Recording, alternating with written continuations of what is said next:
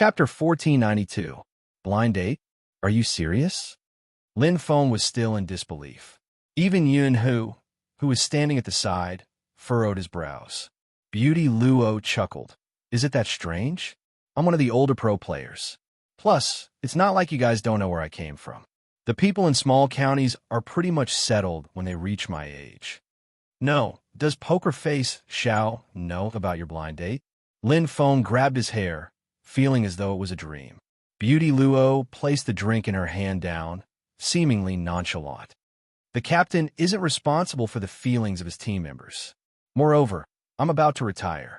My love life in the future has nothing to do with Xiangnan. The moment the word retire came out, all of Lin Feng's words seemed to have been blocked. He sat there, thinking about something. Their opponent had always been Xiangnan. Luo Luo was one of the few female professional players in the esports industry. She was able to become one of the top sorcerers in the country. Not many people could surpass her in terms of esports. Of course, Little Spade was an exception. But she was such a person. Was she going to retire? Hey, little submissive Lin, what's with your expression? Beauty Luo tilted her head, revealing her white teeth. She had a fresh aura. Isn't it normal for people in our industry to retire? But she couldn't find a reason to stay by that person's side. She knew that things would come to this stage. That was why she didn't expose him. I know, it's normal. Lin Feng stood up, suddenly wanting to smoke a cigarette. Yin Hu held him down. Captain, they're coming soon. Let's go get the tickets first. Qin and Mo is coming too. Beauty Luo raised her eyebrows. My God, Z is definitely coming too. Are you guys dating? Lin Feng reached out and patted her head. Don't spout nonsense. All right, the movie is about to start. Beauty Luo wasn't angry. Go get the tickets if you need them. Don't show off your love in front of me. Lin Feng knew to correct her. His mood was much more relaxed than before. Since the other party could accept it, there was nothing else. Luo Luo was right. Retirement was a normal thing in their industry. But there was a kind of banquet that no one wanted to end. Lin Feng still felt that he had to do something. When he followed Yun Hu to collect the tickets, he swiped open his phone and sent a WeChat message. Poker Face Xiao, don't blame me for not reminding you. You better come to the commercial street. Luo Luo is preparing to go on a blind date. If she really succeeds, you won't be able to do anything in the future. After sending the message, Lin Feng stuffed his phone into his pocket. The moment he glanced up, he met Yun Hu's gaze. Let's go in first. Yun Hu's voice was calm. Captain and the others are already in the underground car park. Lin Feng replied, okay. However, his line of sight was still fixed in the same direction. Yun Hu suddenly said, this is the first time I know you were so close to the people from Xiangnan. Want to be good? Lin Feng was confused. Yun Hu glanced sideways. People who don't know might think you like her. How is that possible? Lin Feng's reaction was almost instinctive. When Yun Hu heard this, his tightly clenched fingers slowly loosened, but his expression was still nonchalant. Why not? Luo Luo is the goddess of the circle. F***. Are you really slow, or are you pretending to be slow? Can't you tell that Luo Luo likes Poker Face Xiao? Lin Feng was like an emoji. Yun Hu just held the movie tickets in his hand and asked slowly, are you really slow, or are you pretending to be slow? Can't you tell that I still like you? The moment this sentence came out, in an instant, Lin Feng's emoji seemed to be enchanted. He froze there abruptly. The surrounding sounds seemed to have been covered. Regardless of whether it was the sound of the movie preview or the noise of the people coming and going, it seemed to have faded at this moment. The only thing left was the sound that kept replaying in his ears and his increasingly rapid heartbeat. Bang, bang, bang. Lin Feng opened his mouth and was about to speak. Yun Hu interrupted him. His gaze was incomparably dark. I'm not joking. Choose again. Do you want to be a lover or break off our friendship? There is no third choice. I don't want to be brothers anymore. Choose. Lin Feng was extremely annoyed by the sound of his heartbeat.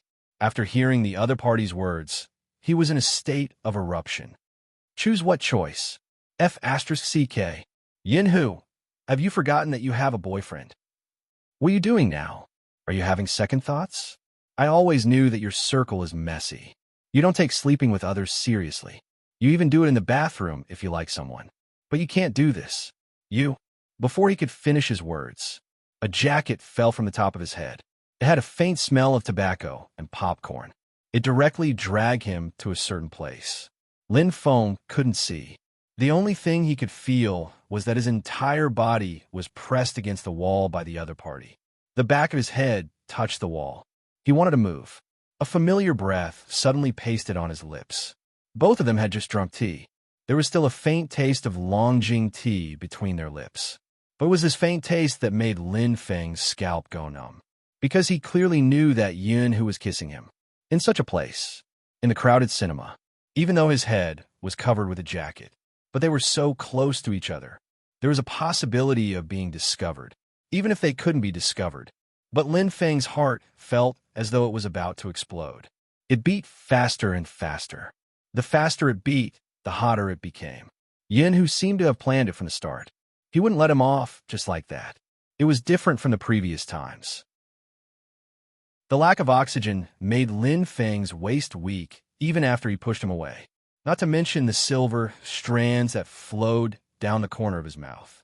F***CK. Lin Feng wanted to reach out to wipe away the burning sensation. In the end, he could only tug on his jacket. His breathing was still unstable. He lowered his voice and said, "Are you crazy?" In such a place, Yin, who looked at the person whose hair was messed up by him. He took another step closer.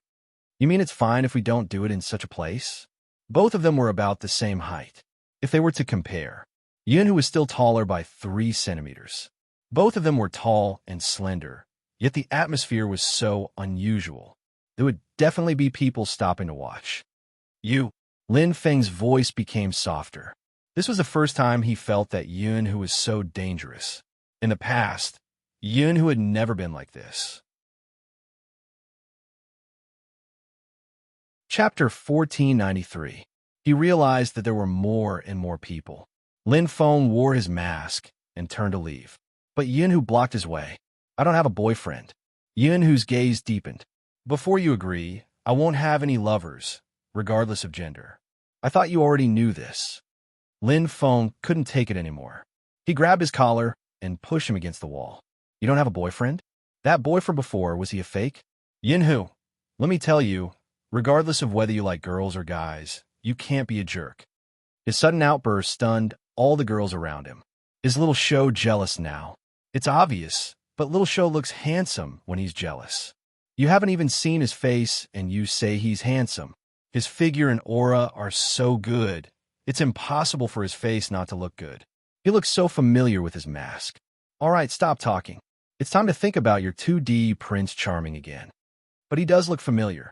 Lin Feng tugged Yunhu. "Let's find a quieter place to talk." Okay. Such a cooperative attitude made Lin Feng pause for a moment. He really wanted to beat him up. What exactly was wrong with Yunhu? Was this how he treated relationships? It wasn't easy to find a quieter place in a huge shopping mall. Lin Feng dragged him forward. In the end, Yunhu glanced to the side and reminded him. "There's an emergency exit on your left." Lin Feng finally regained some rationality. He pushed the door open and dragged Yunhu into the tunnel. There were 2 people smoking there. When they saw them, they thought they were going to fight. They hurriedly extinguished their cigarettes and walked out. Lin Feng inhaled deeply and was about to say something when Yunhu interrupted him.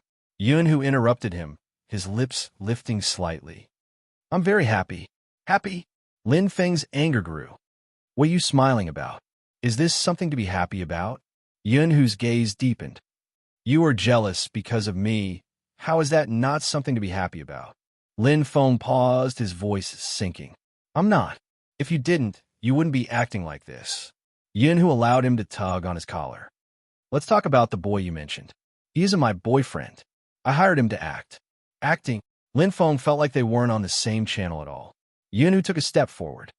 "Because I was afraid I wouldn't be able to control myself and would be pushed away by you, I didn't even want to be your friend.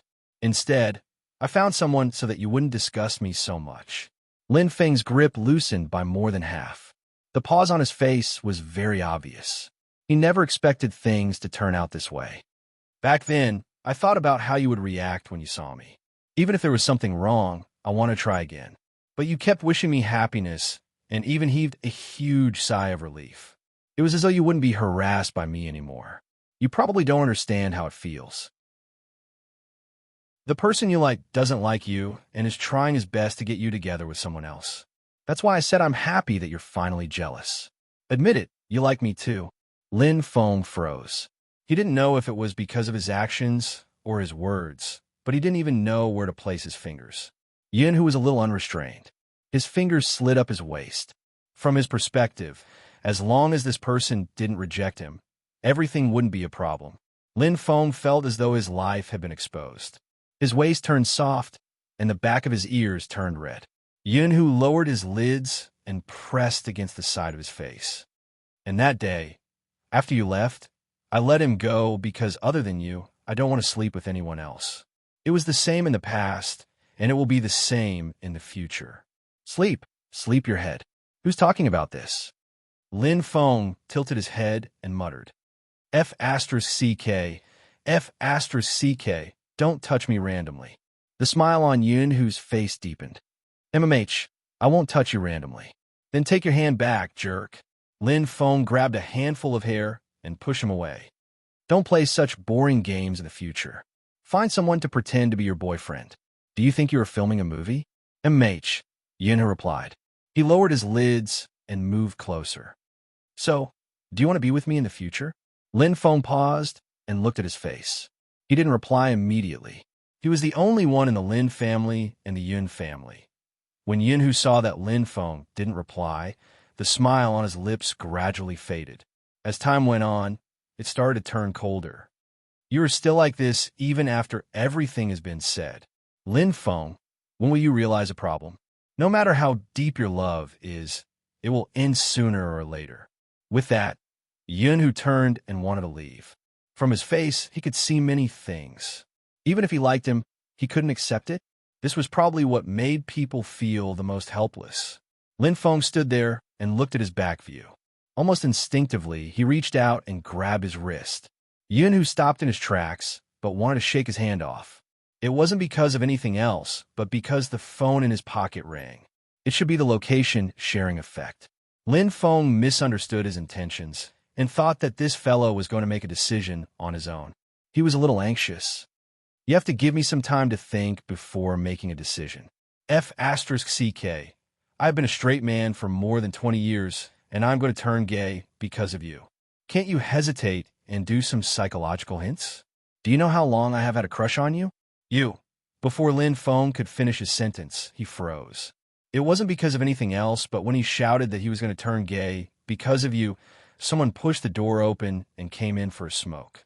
After exchanging glances with Lin Feng, the person slammed the door with a bang. His expression seemed to be saying that city people really knew how to have fun.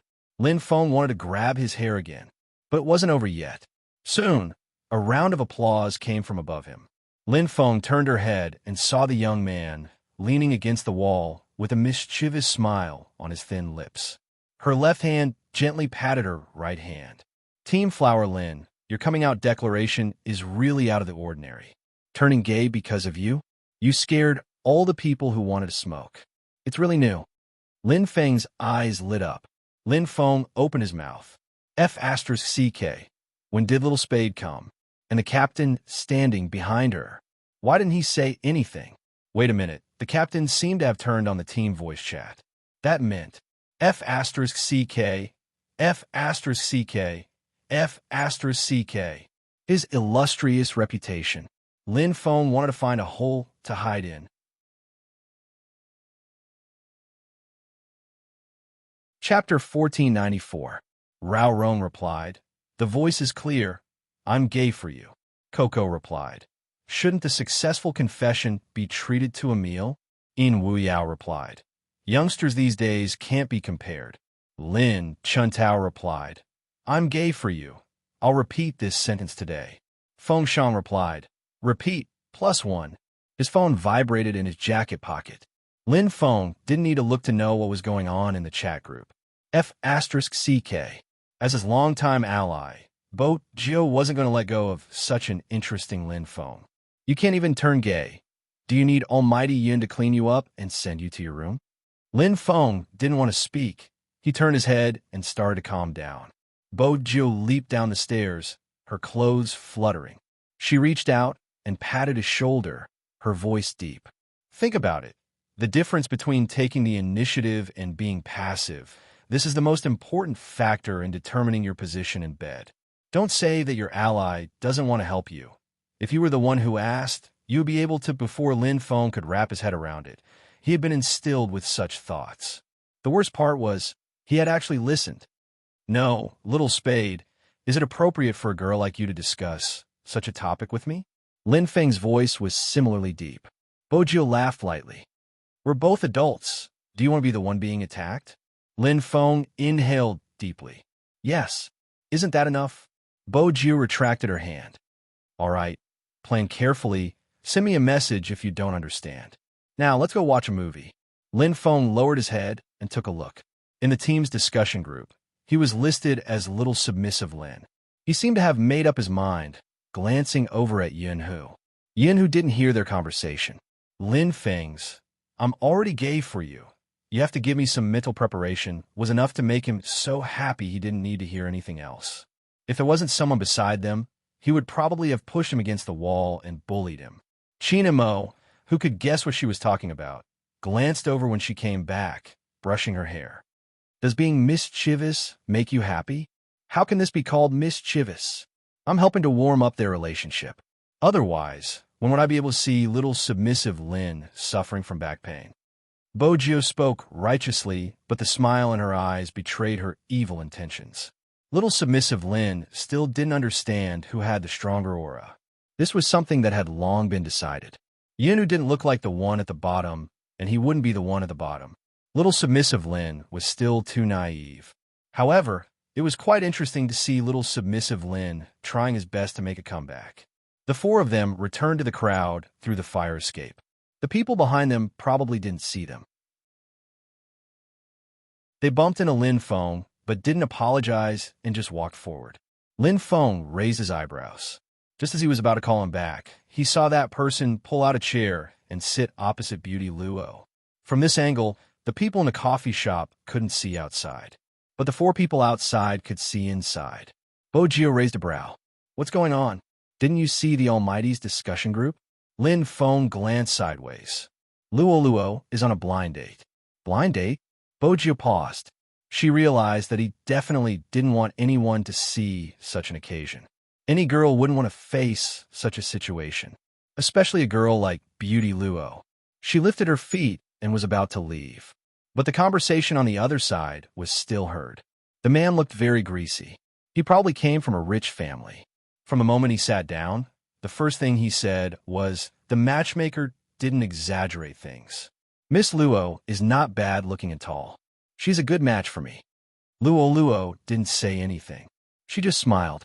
After all, she couldn't tell how 68 meters and 69 meters were compatible. Was there only a difference of 1 centimeter? Luo was still very polite. This was her expression when she was talking to strangers.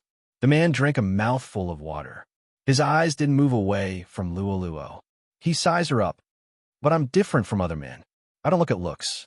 The most important thing is temperament and upbringing. I heard that Miss Luo's education isn't very high. Is that right? MH. Luo was thinking about when she was going to leave. The man frowned. That's why you play games. The matchmaker did mention this. Your main job is to play games. Luo's fingers paused. She looked up. It's esports. Yes, esports. The man said this, but he acted as though there wasn't any difference between the two. My family business is big. You should have heard about it before you came. My mother is a teacher. She is quite open-minded, but it's better for boys to play games. After all, we eat our youth. I heard that other than you, there aren't any other girls in your team? Luo only gave him one word. Yes. That's not very good. The man looked at Luo with a different gaze. He seemed to be scrutinizing and reminding her. It's important to maintain a distance from the opposite sex. Luo raised her eyebrows. There was a different kind of beauty when she spoke slowly. Mr. Zhang, what do you mean? Miss Luo, don't misunderstand. I'm just asking casually. The man smiled. Luoluo turned her hand and sent the matchmaker a message, saying, "We are not suitable." She was about to stand up. "I have 3 houses in this city, one of which can be used as a wedding house. You can decorate it according to the style you like. After all, the cost of decorating a wedding house is usually borne by the bride. You have played games for so many years, so you should have some savings. Overall, I am very satisfied with Miss Luo. As for the rest, I will discuss it with my mother. You should know that in the eyes of an educator, academic qualifications are very important. After dinner, let's walk around and get to know each other better." Luo didn't expect that at this moment. The man spoke again. "I heard that you can earn a lot of money by playing games. The matchmaker has also communicated with me. I don't approve of girls showing their faces outside, but I also respect women who work. It's just that your occupation is not very orthodox. Luckily, the matchmaker said that you are about to resign, and that's fine too. I've seen many professional gamers who don't compete and just do live broadcasts at home to earn a lot of money, as long as you pay attention to your attire during the broadcast. I'm a very open-minded person, and it's easy to mediate family matters. You should also understand my job. That aunt of yours from the county town came to me for treatment." Chapter 1495. Luo interrupted him. She stood up with her slender legs. "I don't think we need to get to know each other better. We aren't compatible." The man probably hadn't expected to be rejected. His eyes widened. Then he took a deep breath and said loudly, "Isn't it just a lousy gamer? Why are you so arrogant?" Luo glanced back. Her gaze was cold.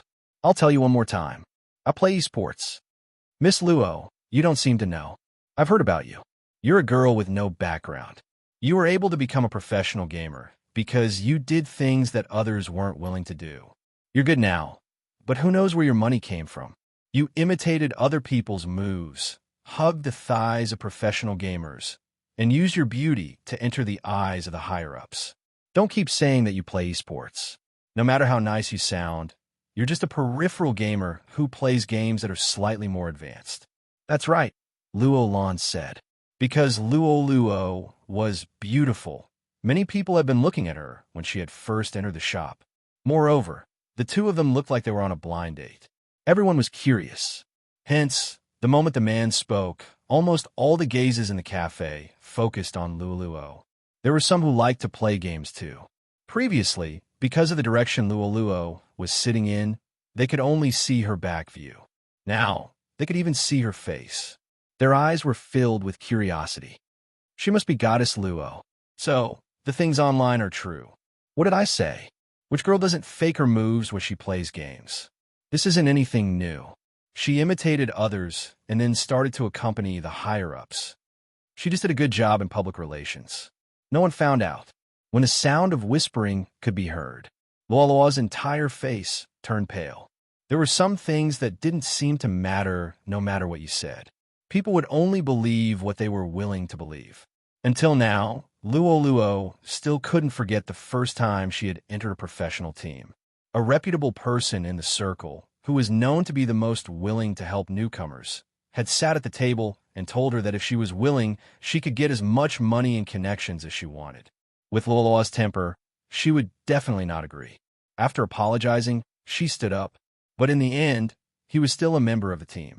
Because the line was pulled by the club, it was impossible to act like in the TV dramas, where a cup of water was splashed over. In reality, Luo had been a little scared at that time. At that time, she had never imagined that such things existed in her favorite industry. Even her left hand was trembling when she walked out. She had originally thought that her agent would stand up for her after hearing about what had happened. Unexpectedly, her manager only said, "Pretend that nothing happened. Luo, this is for your own good." Luo was indignant, especially when she heard that person say that she was completely impolite and her skills were average. Impulsively, he replied on the internet. The man changed the topic and talked about what happened last night. He said, "Girls need to be reserved. It's easy for people to misunderstand you when you're so proactive. You used to be cold and hardworking before, but when you're at the table, you're completely different. You don't need to wear revealing clothes, but some of your actions are so passionate that it makes people uncomfortable. A lot of people started to follow suit, basically asking for details. There was no lack of people in the industry who would give you an answer. Another girl on the team jumped out and pretended not to know anything. No wonder Sister Luo wasn't with us last night. She had another dinner appointment. That's weird. After all, Sister Luo doesn't look like that kind of person.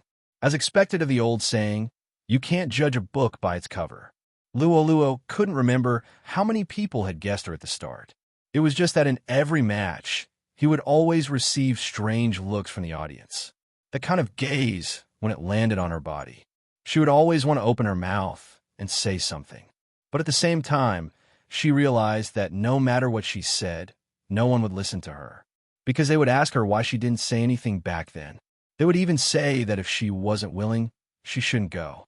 Or perhaps it was all for money. If not, they would have caused a ruckus a long time ago. From the time the incident happened to the time she left the team, she had experienced the darkest days of the 3 months. It wasn't that she hadn't thought of giving up. When she was alone, she just wanted to cry. But she couldn't cry because there were many people looking at her, waiting for her to fall. Even if they couldn't replace her position, they could use her as a topic to talk about her. It would make them feel that they were facing a common enemy. During the live stream, the bullet screen was filled with scolding. Even so, she had to go online on time to play the game. If not, she would feel guilty and didn't dare to face the public. This matter followed her into Xiangnan. Then, after the results of the competition were released, her attitude gradually improved. Luo really thought that she could prove herself this way. But now, from the looks of it, that wasn't the case. People would only see what he wanted to see. For a moment, Luo would think about what exactly she was persevering for. It was too difficult to admit that she was a lousy gamer. It was too difficult to just treat playing games as a money-making job. But so what? No one would believe that she truly loved it. The man looked at Loloa's expression and became even more delighted. That's why I said that one shouldn't be too arrogant. Those things about you are no longer spread. Do you really think that you are a goddess that people are fighting over? But this time, before he could finish his sentence, a lazy voice interrupted him. However, she was interrupted by a lazy voice. She has always been a goddess. It was Bojio. She stuffed one hand in her pocket and walked over. Her handsome face didn't seem feminine at all. On the contrary, because of her messy silver hair and black windbreaker, she gave off an impactful aura.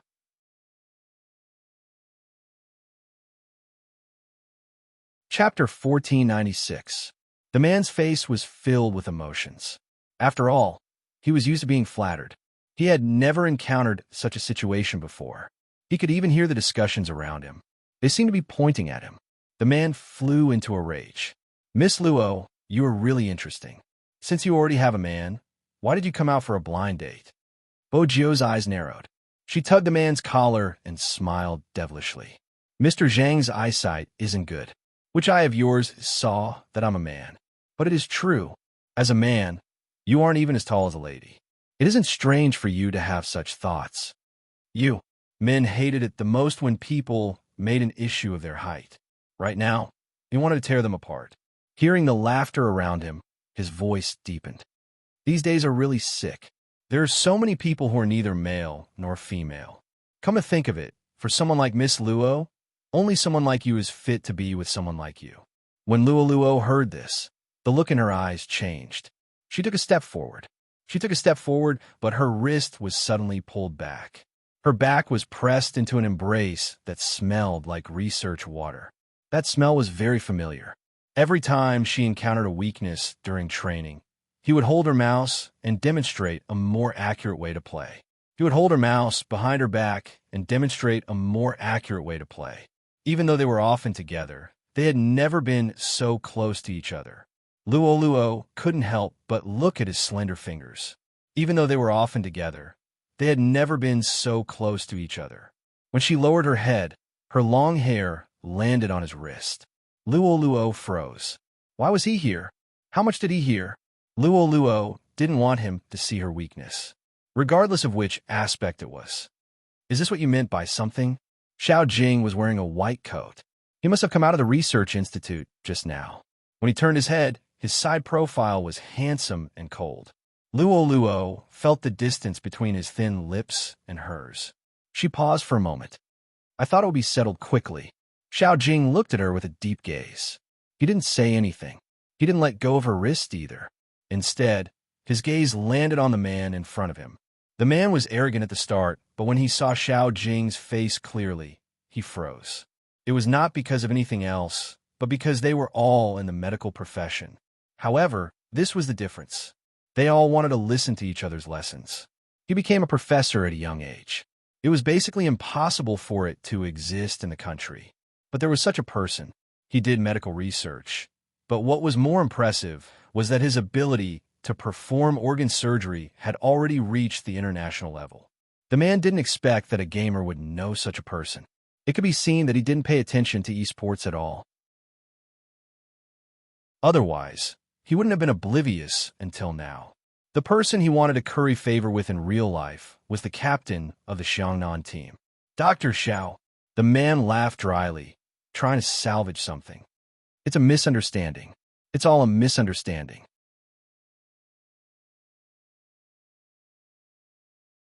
Chapter 1497. If the man's expression had been colorful just a moment ago, his expression was stiff, and he couldn't help but smile. Anyone with eyes could see how big the gap between the two of them was. Even a passerby who didn't understand esports could see the difference in them. With such a handsome boyfriend, she didn't need to go on a blind date. Moreover, Xiao Jing was wearing a pair of gold-rimmed spectacles and a white coat. He looked like a doctor who had walked out of manga. His aura was extraordinary. Luo, who was in his hands, looked like a typical handsome man and beautiful woman. They were a perfect match. Whether it was in terms of height or appearance, it gave people a pleasant feeling. It seemed as though only such a man could suppress Luo's beauty. Hence, it wasn't a sin for a girl to be beautiful. It depended on the person who matched it. After Xiao Jing finished speaking, he wasn't the only one standing there. Even Lin Feng, Yin Hu, and Qin Mo walked over, along with the silver-haired Bo Jiao. The few of them lined up in a row. There were people of all types. The scene was even more eye-catching than a gathering of celebrities. Just Qin Mo's face alone was enough to cause a wave of screams. It was a pity he was wearing a mask today. Even so, he attracted everyone's attention. Oh my god, that's almighty Qin. F***CK. I've lived long enough to see him. There's also Feng Yun and Lil Spade. He's so handsome. I'm so happy to see so many male almighties in one go. Honestly, judging from his posture, he is definitely here to support Goddess Luo. I've been wanting to say this. Well, why does that blind date guy have to pick on our goddess? No one knows what happened in the past, but from the content of his words, it's obvious that he's a straight mama's boy. As a man, he has the cheek to ask a woman to earn money for him. He even said it in such a dignified manner and despised the woman's education. Goddess Luo's self-restraint is considered good. If it was me, I would have splashed coffee on his face. I really don't understand the thoughts of the people who believe in him. His face must be hurting from a slap when he sees me, almighty Xiao. The blind date guy listened to the comments around him and looked at the group of people opposite him. He felt his face burning, because everyone standing there was a head taller than him. The blind man wanted to leave. She's the best sorcerer in Xiangnan, second to none. When she's competing overseas, even if there's constant pressure on her, she doesn't give up. It's all because she wants to see China's national flag fly in other places. When the referee neglects to play a Chinese song, she'll remind him that she's not just a game. She's the only female sorcerer in our country who's ranked in the world. Even if she doesn't work in this industry in the future, she's still worthy of respect. Forgive me for being blunt, but you have no right to criticize her. As these words rang in Luo's ears, the unwillingness and grievances she felt just now seemed to disappear instantly. Your hard work and love.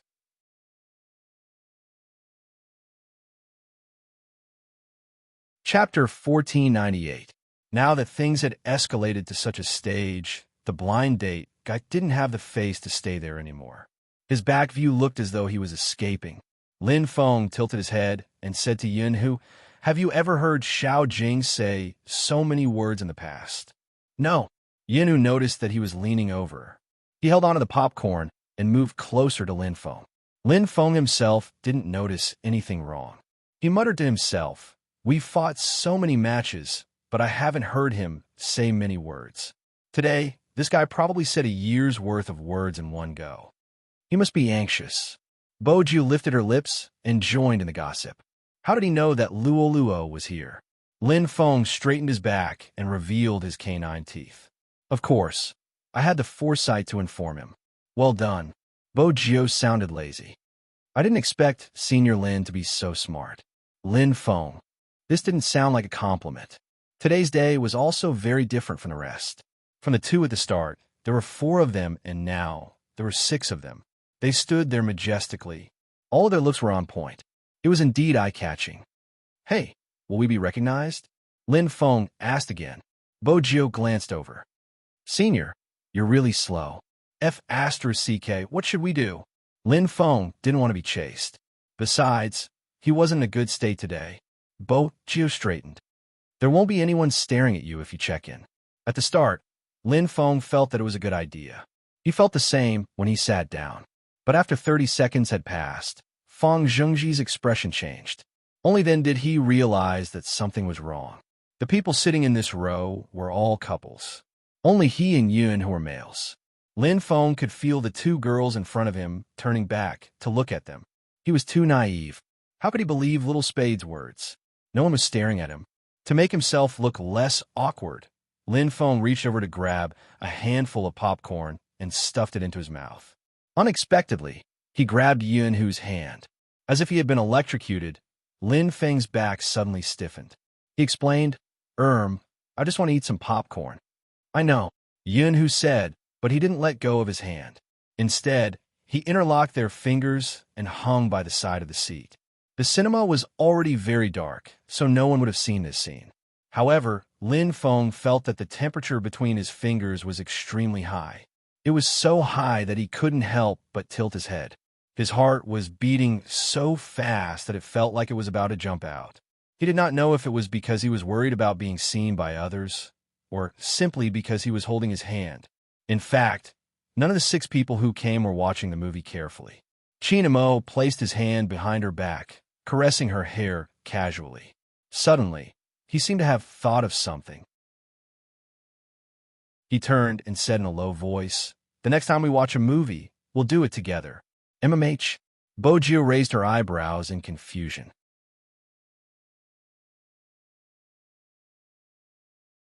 Chapter 1499. Boju paused. She glanced over and coughed lightly. The Almighty was probably the only one who could say something like that with an indifferent face. Even though they weren't holding hands, Chinamo unwrapped a candy and tapped it on Boju's lips. Luo Luo found it hard to imagine that the arrogant person who looked down on everyone would do such a thing one day.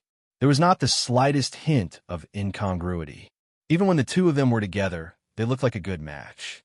Boju was still wearing a black jacket. She exuded a punk vibe, looking extremely dashing. She looked at him for a while, and when her right hand dropped down, it brushed against Xiao Jing's shoulder. Xiao Jing tilted his head, still not saying much. "Popcorn." Luo Luo shook her hand. After interacting with him for so many years, this was the first time she felt awkward. It was probably because of the blind date. She couldn't really look at that face. In fact, he was always by this person's side. It's really hard to fall for other men. In the past, he always wore a battle uniform, but now he was wearing a white coat. Luo Luo had always known the difference between the 2 of them. Ever since she found out about the other party's background, she no longer had any other thoughts. However, compared to his proud background, Lin Fan was not as arrogant as him. What she felt the most inferior about was her educational background. In the esports industry, there were very few people who could still play well after the age of 20. She had entered the circle too early. At that time, she probably loved it too much. In order to enter a professional team, she didn't even think about learning or not. When she really came into contact with it, she realized that whether it was the live streaming platform or the club, there would be a huge influx of people every time they recruited. She did play well, but in order to stand out in the crowd, a long period of high-intensity training was essential. Not only her, but most of the people were the same. The outside world probably didn't understand where their pressure came from. In a small city, the internet industry was not developed at all. No matter how things developed, in their eyes, you were just a lousy game. Compared to people of the same age who were already immersed in their studies, entering a professional team to play esports was simply a fool's dream. Back then, it wasn't like now, where they could only get a small basic salary. Because he hadn't officially joined the competition yet, many people told themselves that they had to persevere. As long as they made it through, nothing was impossible. Luo wouldn't underestimate the decisions made by some girls at that time. People who have not experienced it. He probably didn't understand. How much pressure did he have to bear? I only think of one thing: I want to get through this. When they were on the field, the fans would only see their brightest side. More than 10 hours of training every day. Every match would have a record of the data. You have to keep your form. Usually there would be a total of 50 people trained, and in the end, only 1 or 2 would be left as substitutes. The others will give you the money for the train and let you go home. This was the truest life they had ever led. She and the person who could do scientific research while playing games and even had a certain level of attainment in the medical field were like 2 different worlds. She likes money too much. Without money, there was no sense of security. As for him, he had never been short of money. He was as clear and bright as the moon.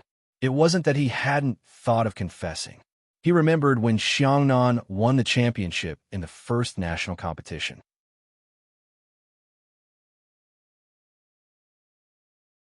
Chapter 1500. When he finally arrived at the unfamiliar environment, he felt a chill run down his spine. Luo felt that they weren't from the same world. It wasn't a big deal when they were in the team because they talked about games the most. There were times when she couldn't get a word in. But it was different in university. She saw a girl sitting beside him, and they were talking about things she couldn't understand. And that was the first time she realized that he could smile outside of a competition. Luo sat there and looked at the two of them. They had the same aura in one look, and she could tell that they were from the same family.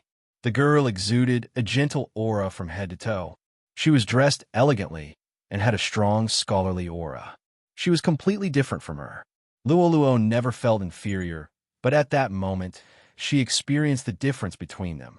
The girl smiled lightly and looked at her. "Are you Senior's teammate? He's always strict with himself, but he's never picky with others. We were talking about medicine just now and neglected you. You're not upset, are you?" "No." Luo stood there with her long and slender legs. She watched as the person walked out with his book. He glanced at her and asked, "Aren't you leaving?" Luo followed behind him, just like how she always followed behind him during competitions. She said impulsively, "Captain, what do you think about dating people in the industry?" "I'm not interested." The person didn't even turn his head. He didn't speak much. These 4 words made Luo understand one thing. Fortunately, she didn't confess excitedly. If that was the case, the situation would have been awkward. "What's wrong?" Xiao Jing glanced back and frowned. Luo shook her head and followed behind him. However, during the afternoon training, she wasn't in her best condition. She didn't even play well during the live stream. From that day onwards, she understood that as the only female member of the Xiangnan team, he took care of her because of his upbringing. He had never done anything intimate with her. At most, he would occasionally straighten her collar when she went on stage. He was her captain, but he was her captain. Even if she had thousands of thoughts in her heart, she couldn't break this balance.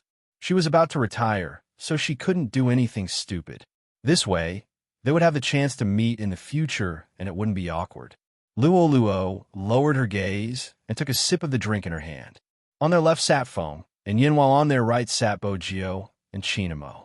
Being stuck in the middle like this was really easy for people to misunderstand. Luo could only try her best to lean towards Bojio. But for some reason, it attracted the attention of that person. He just looked at her and said nothing. This made Luo feel even more uncomfortable. In the captain's world, there was no such thing as a blind date. That was why he was sizing her up like this. Don't tell Zhao Sampang about what happened today. If he finds out, the entire team will know. Xiao Jing looked at the chagrin on her beautiful face and said indifferently, "This is the first time you've lied." Huh? Luo couldn't keep up with her captain's thoughts. Xiao Jing didn't bother to say much and just tapped his wrist. Luo finally remembered that she had indeed found an excuse to not tell the truth because she had come for a blind date. "Let's go." Xiao Jing stood up first. Luo thought that he probably didn't want to sit in such an ambiguous position. Lin Feng lowered his voice. Mute Xiao, where are you going? The movie isn't over yet. Go back and train." Xiao Jing's words were simple. Lin Feng tilted his head and said to Luo, "Is your captain so insensitive? It's probably his first time watching a movie with a girl. He doesn't even know how to place his hands." Luo raised her eyebrows. "How do you know?" At this moment, Lin Feng wasn't shy anymore. He lifted Yunhu's hand. "Let me demonstrate." Luo paused. "Stop fooling around, little submissive Lin." Lin Feng wanted to say something, but Bojiu opened her mouth at this moment. She supported her chin with her left hand. The black earrings on her ears were still glowing. "All right, Senior Lin, Luo, and Almighty Xiao should have other things to do." When she mentioned other things, Bojiu's gaze was profound. Lin Feng waited for the two of them to leave before leaning over and asking, "Why did you let them go?" The cinema is a place to cultivate feelings. It can also enlighten mute Zhao's stone-like brain and let him get a taste of love. As for cultivating feelings, you and Almighty Yun can do it together. Bojiu smiled devilishly. Sometimes, a stone needs more stimulation. Lin Feng sighed. "Honestly, I didn't think that Luo liked Xiao Jing in the past. Aren't you the one she loves the most? You are her only almighty. Don't push the blame on me for your slowness." Bojiu gestured for him to return to Yunhu's side. Lin Feng was like an auntie in the industry, worrying endlessly. "I've known them for so many years. Mute Xiao probably only treats Luo as his team member. He has never thought of her in that direction. Luo will probably beg for it, but no matter what, we can't let her go on blind dates again. Is there no one else in our industry? Wasn't there a fan who sent 10 cruises to Luo's live stream to express his love for her? Someone in the team I know has also said that Luo is his only goddess in the industry. Is that so?" Bojiu caressed her chin with her fingers. Suddenly, she smiled suavely. "Who is that person? Introduce them in the Almighty's WeChat discussion group and arrange a meeting." Lin Feng slapped his forehead. "Why didn't I think of this? It's good to let Luo meet him to calm her down. My friend is good at making people happy, and he is handsome. He has liked Luo for a long time. That's not bad." Bojiu seemed to have thought of something. She smiled. "The better the person, the more exciting it will be." The noble Qin Mo didn't say a word. He just glanced sideways at a certain someone. Lin Feng frowned. "Why do I feel that your smile doesn't have any good intentions? Am I?" Bojiu was nonchalant. "I'm contributing to Lolawa's marriage. After all, she is one of the few esports players I like. Aren't you the same?" Lin Feng looked serious. "I like her the most among the female players." "Is that so?" Yunhu glanced at Lin Feng. Lin Feng didn't realize what danger was. He nodded and said, "Yes." Yunhu's eyes dimmed. This was probably his insecurity. He was a straight man through and through. His love for girls would always be stronger than for boys, even if it wasn't that kind of love. It made him jealous. Yunhu pinched a piece of popcorn with his fingers. He played with it. He was thinking about how he could make her his.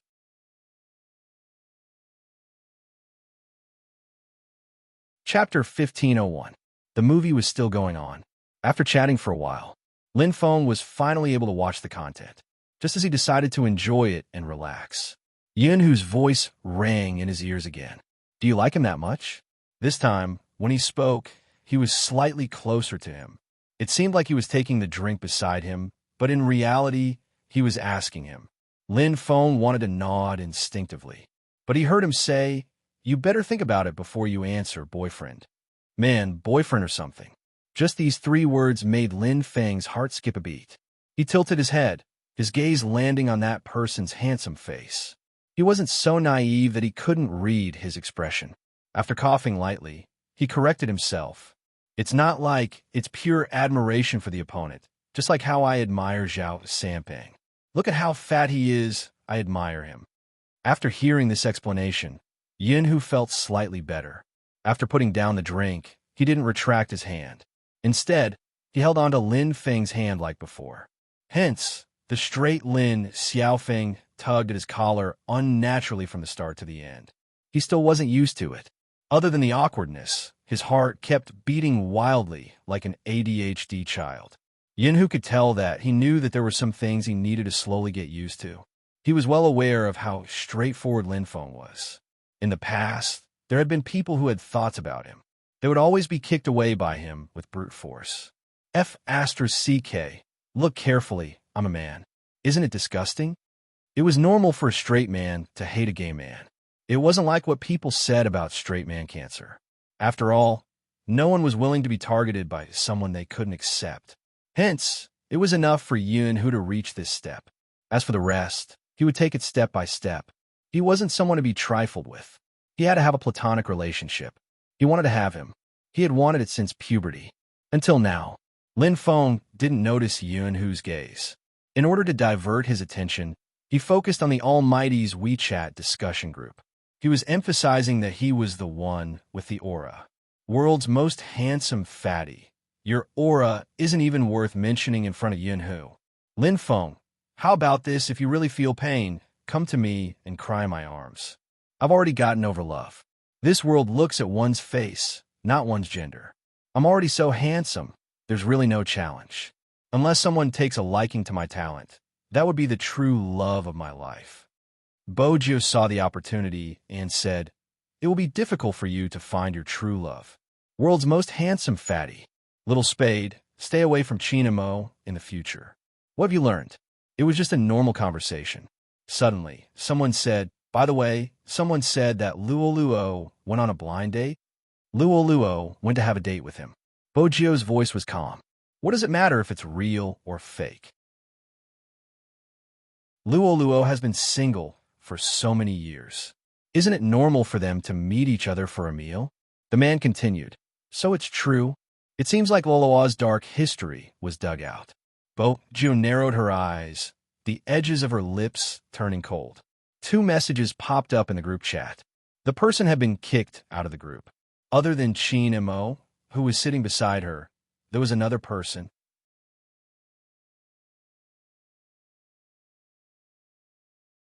Chapter 1502. Xiao Jing.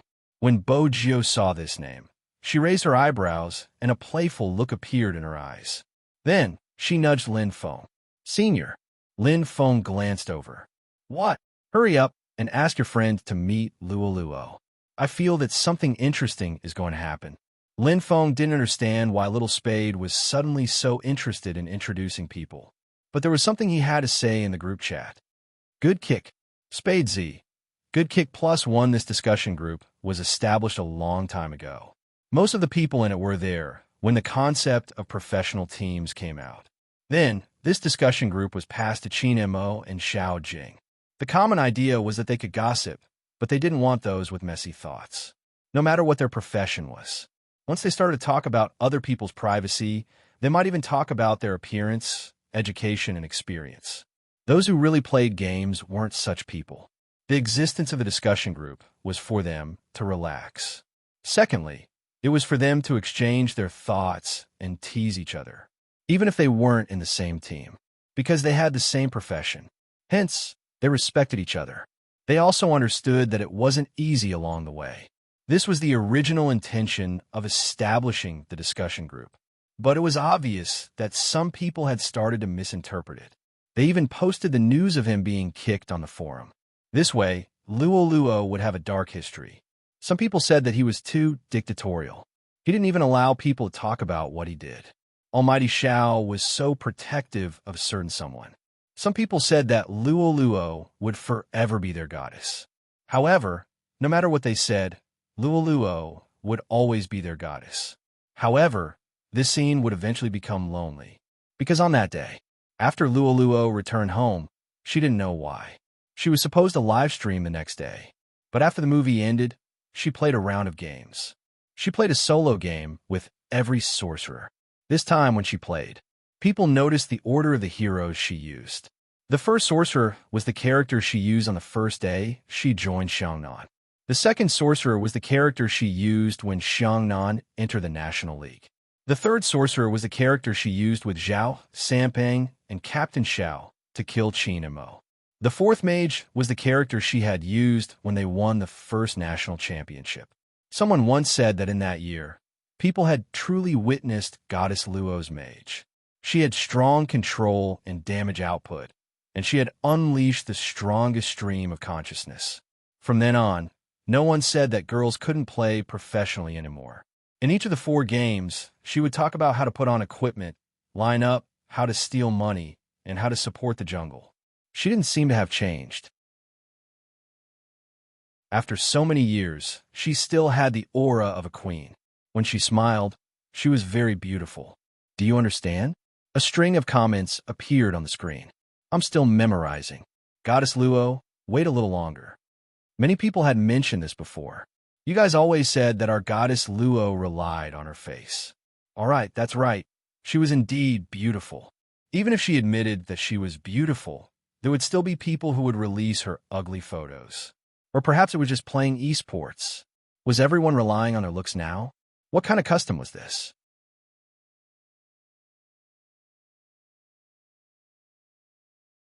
Chapter 1503. Her occasional mistakes would attract scolding. Similarly, there would be countless people standing behind him to support him. For a long period of time, Luoluo felt a sense of fear. She was afraid that her hand speed wouldn't be able to keep up. She was afraid that she wouldn't be able to perform well in the competition. These things seemed to have been covered up by her daily practice. Only when you truly had the skills could you not be completely defeated when everything came to you. But it was always like this day after day, year after year. There was one thing that she couldn't change. That was her state. When she saw Shui Yao Yao, she could be at ease. She believed that one day, someone would replace her. She liked that person the first time she saw her. It was as though she had a shadow of herself. It was time to make that decision, no matter how much she missed it. Luoluo stopped typing on the keyboard. She pointed the camera at her face and adjusted the black earpiece on her head. I'm going to say something next. I started gaming when I was 16. It has been 6 years now. During these 6 years, I got to know a lot of people. They are very cute. When I wasn't known, they told me to work hard. You can do it. When I entered the finals and appeared in front of everyone as the top sorcerer in the entire server, they said, look, that's the esports player I like. When I was at my lowest point, they said that they would never leave me. Hence, I feel that it's best to tell them face to face. I have decided to retire. The moment she said the last 5 words, the people in front of their screens froze. The fans who were still remembering the attire in the game were even more confused. The comments kept popping up. Retire? Why? It must be a lie, right? Goddess, tell me, you must be joking, right? What joke? It must be a publicity stunt. Change to another team and continue playing. The fans really believed it. I'm speechless. Can the one above stop talking first? Manager, where's the manager? The manager was a fan too. She was a hardcore fan. In reality, she already knew about this a few months ago. At that time, Boss Luo had mentioned it to them, but they hadn't expected it to happen so quickly. Everyone who had liked esports players didn't want to see them leave. No matter who he liked, it was the same. As a highly ranked sorcerer in the national server, the news of Luo's retirement was like a bomb on the internet. Someone immediately contacted Xiangnan's manager. The manager's reply was, "We respect the contestant's decision." In an instant, the news of Xiangnan team, Flawless Luoluo, officially announcing her retirement from today, could be seen everywhere. Lin Feng didn't expect to come out after watching a movie. He hadn't thought of how to face Yun Hu had risen from brother to boyfriend. When she saw this message, she immediately wanted to ask Xiao Jing for confirmation. What a joke. Luoluo retired. He retired just like that? Even if he were to retire, it should be on a national battlefield. No, the battlefield of the world. Before Lin Feng could make the call, Boju reached out and held onto his wrist. What are you doing?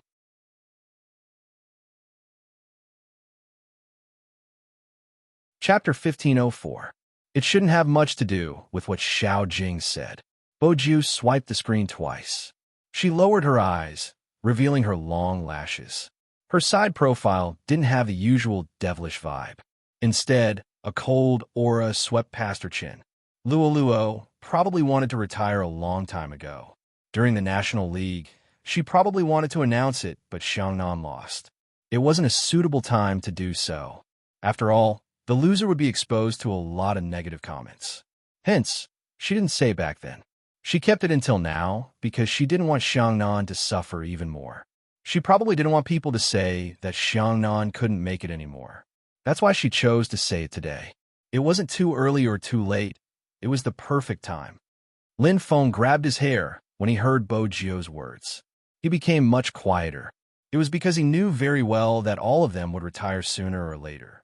It was impossible for him not to feel depressed. Bo Jio placed her arm on his shoulder and changed her expression. Instead of thinking so much, why not let Luoluo retire without any regrets? Lin Feng didn't understand. How could she not have any regrets? There are so many male almighties in the industry. Is it difficult to give her a boyfriend? Bo Jio blinked her left eye, looking devilish. Lin Feng was instantly energized. He immediately opened his contact list and started contacting Bo Hu. When Yinhu saw this, he stretched his hand out. Pass me the car keys. I'm going down to warm up the car. Lin Feng didn't mind how intimate it was to ask for the car keys. He tossed the keys over casually. Bo Jiu tilted her head and smiled. Then she lifted her chin. Before introducing a boyfriend to Luoluo, do you need me to help you settle Almighty Yin? Lin Feng widened his eyes. F***CK, so fast? I'm not ready yet. Bo Jiu had originally wanted to teach him some strategies. Why did it seem like he had thought about it for a long time? Isn't it better to decide on some things as soon as possible? Bo Jiu went along with his words. When she revealed her canine teeth, her smile became more mischievous. Lin Feng pondered. That was indeed the case. Do you think Yinhu will think that I'm forcing him? Bo Jiu almost burst into laughter.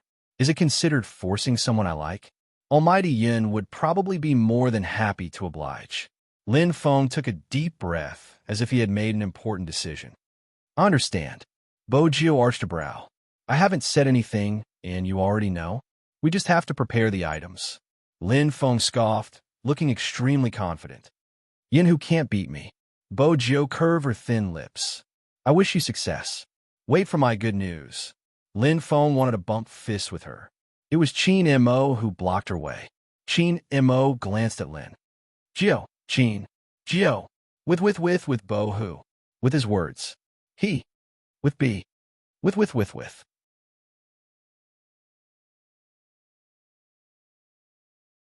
Chapter 1505. Half. Bo Jio's smile didn't change. As the vice captain of the Supreme Alliance, I have to care about the love lives of the team members. It's best if it can be digested internally. Oh, Qin Mo replied slowly. But don't let the goodies flow to others. You want Lin Feng to take the initiative? Are you sure you aren't being naughty? I saw that he wasn't in a good mood, so I wanted to divert his attention. Bo Jio paused. Luoluo's retirement was too sudden. Qin Mo was walking casually, but when he heard this, he glanced down. It won't be that fast. Not that fast. What did he mean? Before Bo Jio could ask, Qin Mo placed the popcorn in her hands. I'm done being Cupid with you. Isn't it time for you to go home and do what I like with me, Mrs. Qin? There was a type of person that you wouldn't understand if you didn't fall in love. Once you fell in love, you would realize. When there wasn't a competition, his life, other than sleeping and feeding the cat, would revolve around you. Undoubtedly, the Almighty was this type of person. Bo Jio glanced at Qin Mo, who was opening the car door. His face was so handsome that it seemed a little unreal. He didn't like to go out. It was hard to imagine that a decision he made could cause an economic upheaval in an entire city. When he had a video conference, he basically made her lie on the sofa with a bowl of sweets beside her. Anyway, he didn't allow her to leave his vicinity. He even made Princess watch her. Letting a cat look at her was basically an insult to her mobility. Hence, Under normal circumstances, Bo Joe wouldn't be able to sit still. But the Almighty seemed to have a plan every time he dealt with her. Once she couldn't sit still, he would raise his eyebrows and glance at her. Solo in the game? Come. Bojo had always liked a solo match with the Almighty, but it was obvious that young Master Qin had never thought of going all out. Every time, he would place her on his long legs, and the two of them would enter the game together. Even though they were playing a mobile game, that position affected Bojo's performance. Ever since the two of them had been together, this person was getting more and more devilish. Fortunately, she was the one who kept him, but recently, it was still a little difficult to subdue him. She didn't know if it was because she had flirted too much. Now, the Almighty liked to hug her and talk to her while they played games. They would even go to the washroom. She wouldn't go. He smiled. What? Don't you want to come in and compare your size? She finally understood the feeling of having to fill up the hole that she had dug herself. She would lean against the door frame and whistle. When he went to the bathroom, she leaned against the door frame and whistled. It seemed that after blowing for 3 times. After that, he wouldn't bring her to the washroom. Instead, he pressed her down on the sofa and bullied her. Or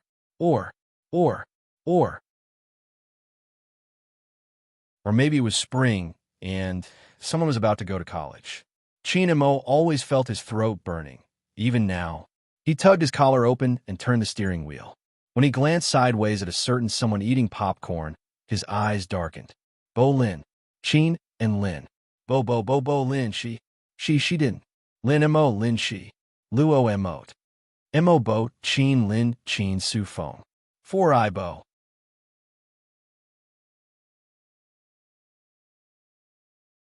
Chapter 1506. Bojo was caught off guard. She watched as he took off his jacket slowly and took a step back. She wanted to turn around and avoid him, as though he had expected her to do this. Qin and Mo took a step forward and pressed down on her long legs. His handsome face was so abstinent that it made her heart race. Didn't you say at the cinema that you will accompany me when you come back? Mh? The popcorn Bojo was holding had already scattered. He took one and placed it between her lips. Then he lowered his head and kissed it gently.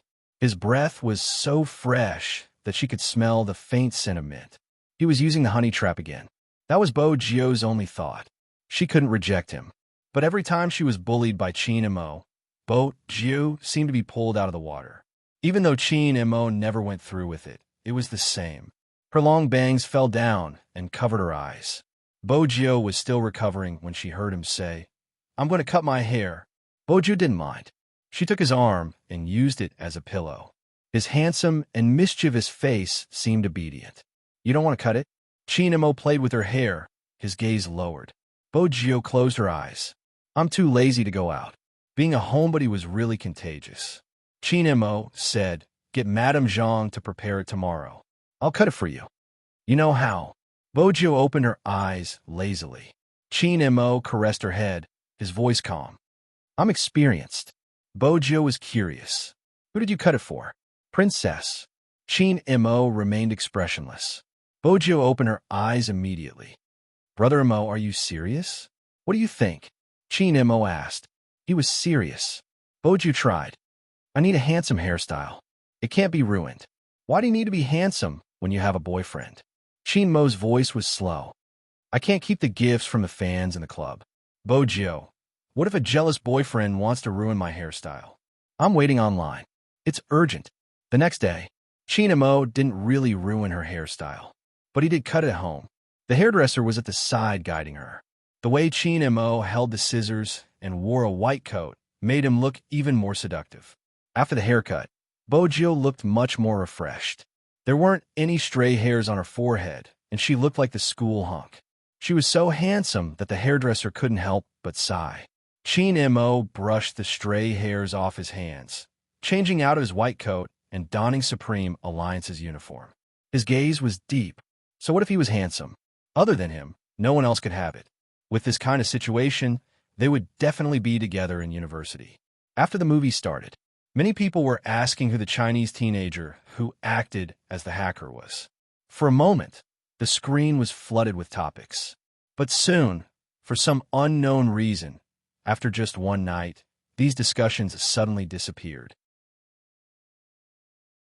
The director responded personally, saying that the actor was a friend of his and that it was a friendly act. He had no intention of making his debut. That's why he said that. It was because he had received a call from Bo-gyo. She had told him that she wasn't going to enter this industry. Shin Mo agreed with this point. Before this, he had sent a lot of companies to the club.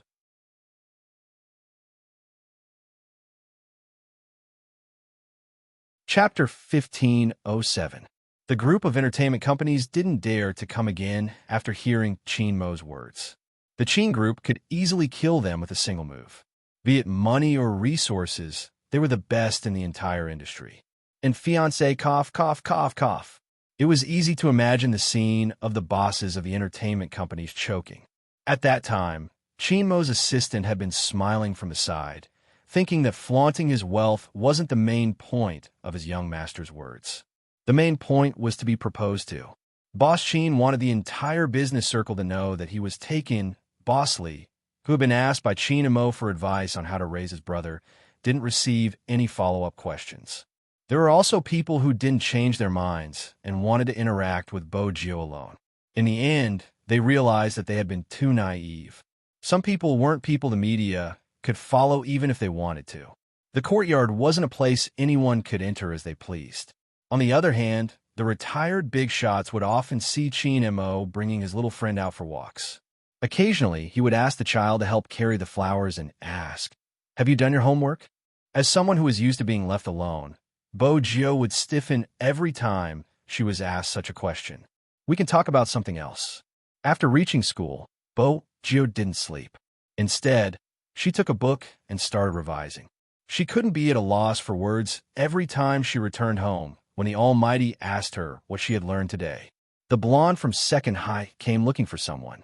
The gist of it was that he wanted to study hard too. Bo-gyo was slightly taken aback. She sized him up. "Study? You?" The blonde gave her an expression that said, "Why can't I study hard for the person you love? Who wants to get into a better university? Let me work harder."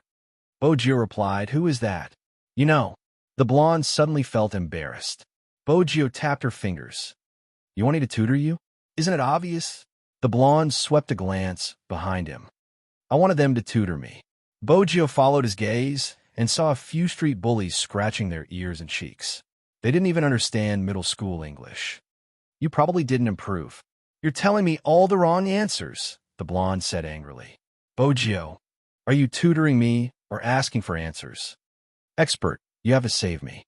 The blonde scratched the back of his head. "I can't do too badly. It doesn't show anything now. My mom said that when I enter society, it will depend on my education." Bo-gyo arched a brow. "Wrong. Once you enter society, you will see who your father is." Blondie's face was stiff. "When I can't make it anymore, I'll go home and inherit the family property." Bo-gyo stuffed a hand into her pocket. She seemed to have thought of something and leaned forward slightly. "Is education very important?" In any case, her group of friends always think that I don't know anything. The way they look at me is really... Actually, I don't really care about it. Blondie tilted his head. "I don't want her to embarrass herself." Bo-gyo's gaze dimmed. "What if the girl's education level is low? People will probably talk about her after she enters society." The blonde was deep in thought. "I won't care. Some people with high education levels are tired of chatting. Do you know what they will talk to you about? They will discuss the progress of mankind and ask me how the theory of relativity came about. They will think that you don't understand because you are uncultured." Sigh, it's a blow.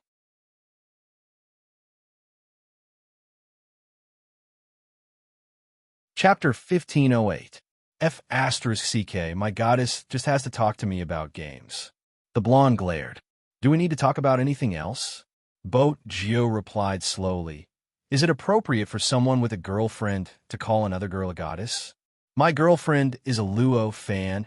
I followed my girlfriend's footsteps to become a Luo goddess." The blonde replied seriously. "Oh," Bo-gyo replied. "What do you think about her retirement? I hope it won't be so soon." The blonde was unusually serious. Bo-gyo tilted her head, deep in thought. The blonde watched from the side. The more he looked, the more he felt that it was unfair for a girl to be so handsome. More importantly, he would unknowingly treat her as a boy. He thought about the recent events and couldn't help asking, "Oh, right, I have a request. Expert, can you not be so handsome the next time you appear?" Boju arched a brow. "MMH, my girlfriend doesn't even look at me the moment you appear. She only stares at your video." The blonde sighed. "I even got a haircut for her, but it didn't work." Bojo sized him up casually. "No wonder your hairstyle is so similar to mine. Isn't it handsome?" The blonde caressed his head, sending her an expression. Bojo laughed lightly. "How dare you ask me if I'm handsome? Aren't you asking to be humiliated?" The blonde. "All right, let's get back to the main topic."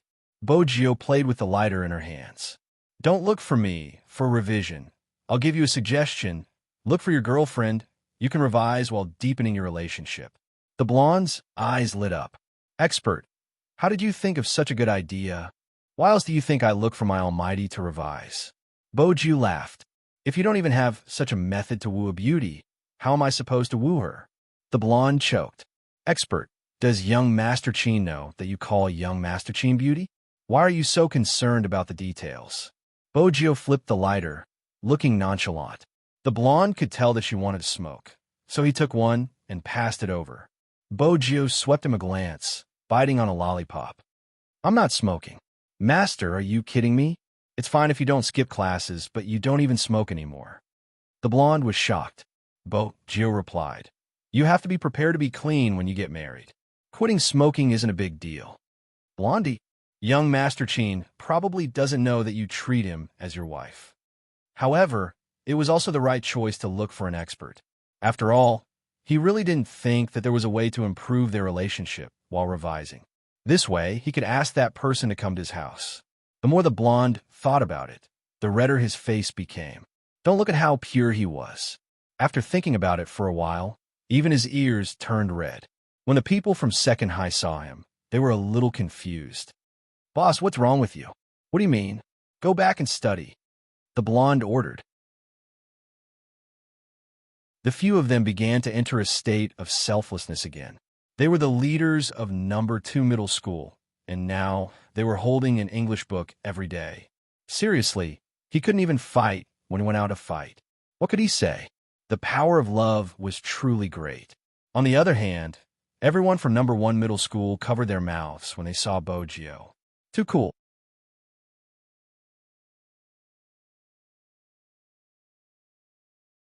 Chapter 1509. There must be some activity in the team today. Bojo wasn't wearing her school uniform. Instead, she was wearing a black uniform. She stood in the middle of a group of high school students. The current Bojo was completely different from when she had first arrived. She wasn't just a school hunk. She was like a celebrity, but more mysterious than one. As an esports champion, she didn't spend much time in school. Moreover, she was about to graduate and there weren't any compulsory classes. Some students who were good at their craft had already left school. Hence, they had more freedom. One could imagine the reaction of the students when they saw her again. They walked round and round. Basically, there were cries of, "Ah." Someone couldn't help but ask, "Almighty Z, why are you wearing your uniform today?" They thought they wouldn't get an answer. Unexpectedly, the youngster stopped and said, "Supreme Alliance is recruiting. Those who aren't dressed neatly will be punished." Recruiting? This word didn't just arouse the curiosity of the students. Even some esports platforms started to become active. Supreme Alliance was recruiting? Everyone knew that Supreme Alliance had been recruiting previously. That was when they met Spade Z. The election held by Supreme Alliance was still fresh in their minds. The FC King of Zone C had appeared for the first time. She had even brought back north of the Een Mountain and the famous R&B player, Feng Shan.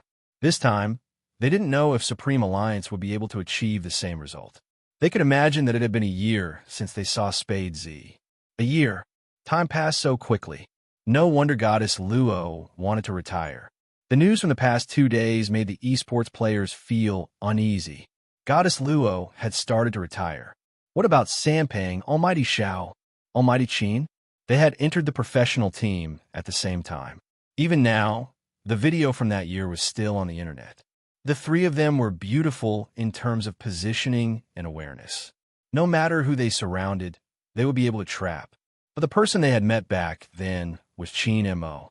It was undoubtedly a feast for the eyes. Even if they lost, it made people feel that Xiangnan's era was coming. Then, it really came true. Qin Mo's hand was injured. In the Chinese esports industry, no one could stop the Xiangnan 3. From sorcerer to ADC, Luo Luo was experimenting. Because of this, people had a deep impression of it. This was probably the glory that belonged to them. Branded in their youth, how many people still remembered the days they had accompanied them? Emotions can't be stabilized. All the fans were the same, because they had a premonition that their favorite almighties would start to retire one after another. Even such an outcome was unacceptable. However, they also understood that some things could not be forced. At this moment, such a piece of news came. Supreme Alliance was recruiting.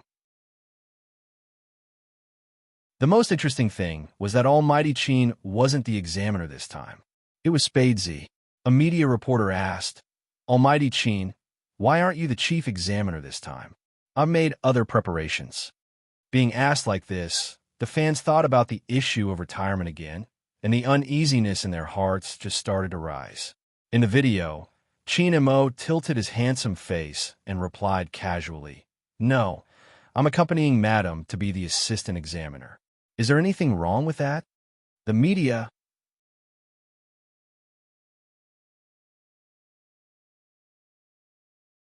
Chapter 15:10. I'm dying of laughter. I'm begging for the interviewer's heart. Honestly, you shouldn't have asked my almighty Qin anything. He can answer any question. I feel like my almighty Qin is insecure because his girlfriend is so handsome. I've been eating too much dog food recently, but I wouldn't mind another bowl. I'm looking forward to the recruitment this time. I wonder what kind of amazing person will appear. As the discussions continued, Supreme Alliance's recruitment became a hot topic that couldn't be ignored. As usual, Supreme Alliance would have an internal recruitment every year. Bojo still remembered that she had met Feng Shang during the internal recruitment, but she hadn't done it back then. She had been young and aggressive and liked to challenge others easily. It hadn't changed now. As the main examiner, Bojo had to sit in that position and not move around casually. After about 15 minutes, she became lazy and turned towards Qin Mo. "Brother Mo, I'm going out to buy a bottle of water." "This is just the first batch," Qin Mo replied calmly. "You can't sit still after the first batch. Go. Come back after you're done. Don't run around." "No problem." Bojo straightened, stuffed her hands into her pockets, and smiled as though she wanted to go out for some fresh air. Qin Mo was still watching the few screens in front of him. On the screens, there would be battle videos sent over through everyone's email. The standard requirement was a high-level solo match with random passersby and replacement hero characters. What's more, Supreme Alliance paid particular attention to the depth of the hero pool during their recruitment. It was obvious they were looking for an all-rounder. But from the fact that Bojo wanted to go out halfway through, it was obvious she wasn't interested. The Almighty had made her the main examiner so that he could keep an eye on her. Bojo caressed her hair and walked towards the machine. She inserted a few coins, but hadn't pressed the button yet. Just then, there was a loud thud. Something beneath her long legs clanked. At this moment, she realized there was another person there. It wasn't a tall person, but he wasn't small either. He was half squatting with a bottle of water and carrying a backpack of the same color. It was indeed hard to notice him. Their gazes met. Bojo was greeted with a small face the size of a palm, looking slightly noble. The little person paused when he saw her. Bojo arched a brow and turned, her gaze deepening. Her tone was like a teasing uncle. "Little girl, you look familiar. The red keyboard on your back is exposed." The little person was expressionless. "MH," he replied, started to organize his backpack. He seemed to recall something and passed her the bottle of water. Bojo's eyes flashed, and she smiled. "I was wondering why you looked so familiar. It's you, the little friend who gave me the tickets for the Asian Cup." "Godzi."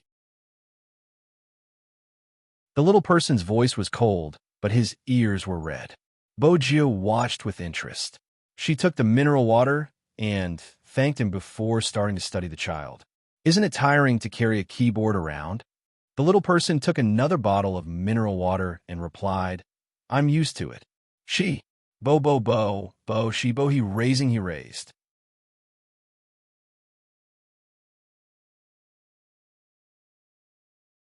Chapter 15:11. Bogio's smile deepened. As expected, you look the same. What do you mean? The little person didn't understand. Bogio took a sip of water and leaned against the wall lazily. My boyfriend looked like you when he was young. He had a poker face and was adorable. The little person shifted her body. She was still carrying her school bag. I'm a girl. MMH. Bogio glanced down and glanced at the little person's short hair. I couldn't tell. The little person noticed her gaze and caressed her head. If you cut it like this, you look like my brother. We could take turns doing things. You have a brother? Bogio arched a brow. The little person replied, MH, Bogio liked children. She was probably influenced by the Almighty when he was young. The more she looked at the little person, the more interesting she seemed. What's your name? How old are you? M.O. Bay, 13 and a half. The little person always had the same expression when she answered. Bogio was addicted to teasing her. She tapped her face lightly and said lazily, Supreme Alliance doesn't hire child labor. As expected, the little person frowned. Can I be a trainee first? Trainee. Bogio couldn't help but reach out to caress the little person's head. Before she could move, a clear and cold voice came from behind her. You haven't bought the water yet? Bogio stopped and glanced over. She saw the handsome face that could make all newbies willingly follow his orders. I'm almost done. I met an interesting little kid. Chin Mo followed her hand and saw a little boy with his head raised. He was waiting for someone to touch him, his face expressionless. Others might not be able to tell, but as a psychological profiler, he could clearly see that the little boy was not in a calm mood. It was obvious from the mineral water bottle in his hand. Otherwise, his hand would not have clenched so tightly. Even his eyes were deep. It was obvious that he was looking forward to something. Little Bogio had never been able to resist good-looking kids since she was young. Chinamo reached out and pulled her over. His voice was still calm. Don't touch me as you please. You're like a weird Annie. Weird Annie? Bogio was struck by the description. She was so handsome. How was she like a weird Annie? All right, let's head back after we're done with the water. Chinamo held on her hand and walked away. Bogio turned back, not forgetting to give him a faint smile, full of devilish charm. Let me in a while. Chinamo noticed the red keyboard on the back of Little Boy and guessed that he was a contestant who had come to participate in the competition. Therefore, he didn't say much. Bogio continued, Little kid's face is easy to poke.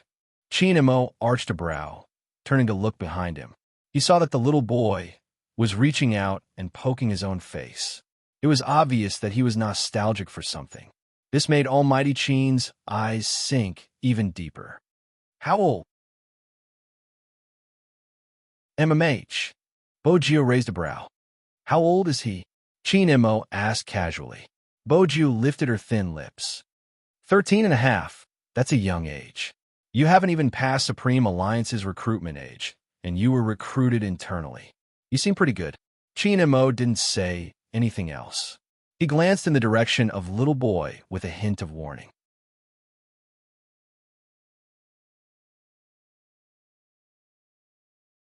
Chapter 15:12. Supreme Alliance's internal selection wasn't usually open to the public. It had been the same when Spade Z had entered. But this year, Supreme Alliance was stronger than ever. They were the national champions and the defending champions of the Asian Cup, making Supreme Alliance a team that almost every young esports fan wanted to join. It was even more so than Xiangnan.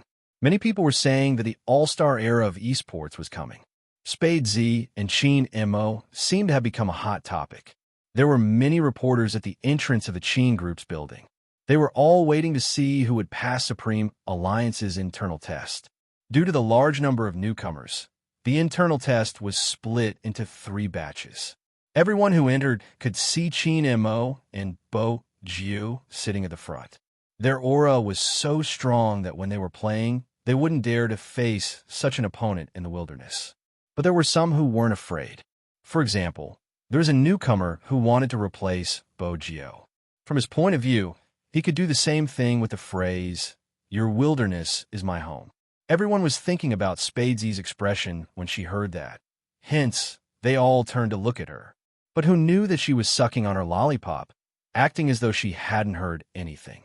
Her eyes were fixated on a single spot. The newcomer felt that he was being looked down upon, his face clearly unhappy. "Just you wait. I will definitely show you my ability, Spadesy." Lin Feng listened by the side, unable to resist sharing it in the chat group. A newcomer wants to challenge little Spade. A newcomer is still young. He hasn't been tricked yet. It's normal for him to have such thoughts. The world's most handsome fatty side. What did little Spade say? Did he beat him until he called him daddy? Lin Feng sent an emoji of a finger wagging. She didn't say anything. She seems to be in a daze, probably thinking about what to eat later. Captain's candy has already been emptied. Coco, that's why you're sitting there, being a third wheel. Lin Feng, don't be so harsh. The world's most handsome fatty. It's simple. Yin who can go as well. Lin Feng switched off his phone before turning it on. Chat normally. I've heard of that newcomer. He's not bad. Someone sent a personal message. The most handsome fatty in the world. This ID looks familiar. He came to Xiangnan before. Running in both directions? Lin Feng raised his eyebrows. World's most handsome fatty. No, he looked down on our team and said he wanted to join the champion team. Lin Feng. For some reason, I feel very foolish and naive. Why didn't I have such thoughts when I was young? Wait a minute. There seems to be a situation. Situation? What's going on? Zhao Sampang was so anxious that he even started a private chat. F***CK. Lin Feng, why did you stop talking? Is little Spade fighting with the newbie? Tell her not to be soft-hearted. Young people need to hit hard. Lin Feng, little submissive Lin? Yin who's domestic slave? Lin Feng, F***CK, what are you talking about? It's my family that raised him, understand? Zhao Sampang chuckled and was about to mock him. Another voice came from the other side. Ha, that newbie was beaten up by a kid. Zhao Sampang, a child. Lin Feng didn't reply because he was looking at the screen excitedly. He turned to ask Bo Jio, "You've been looking at this kid since the beginning."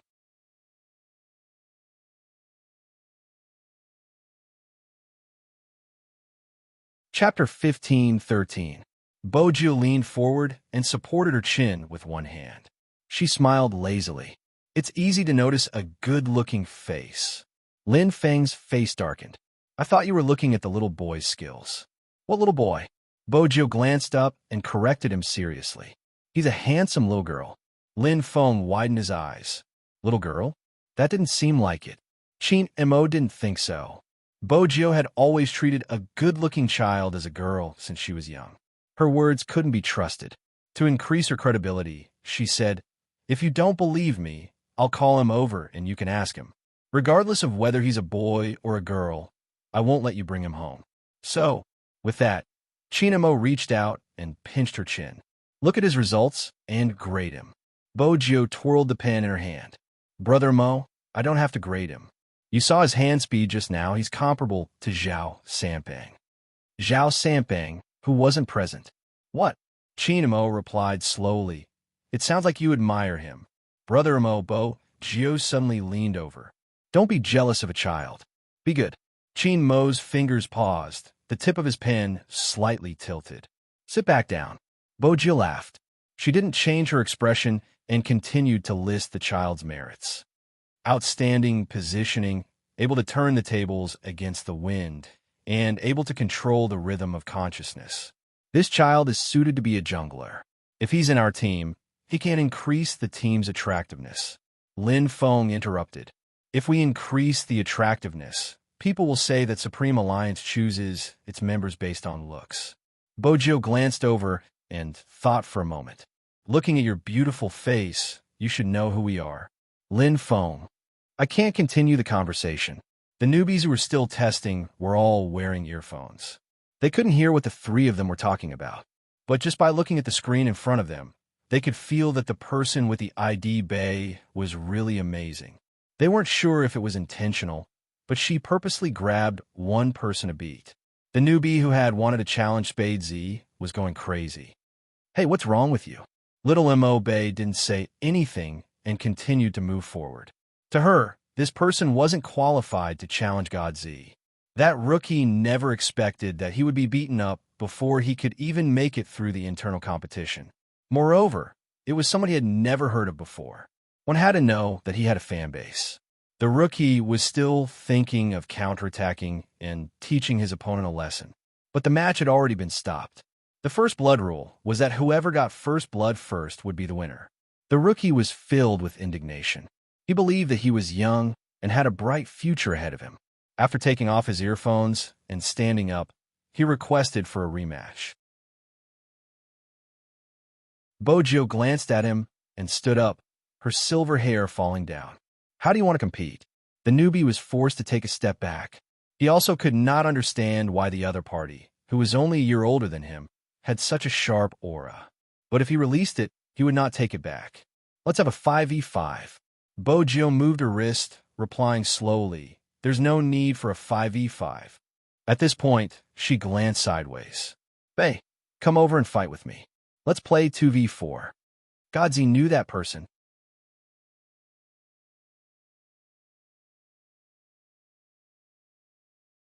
Chapter 15-14.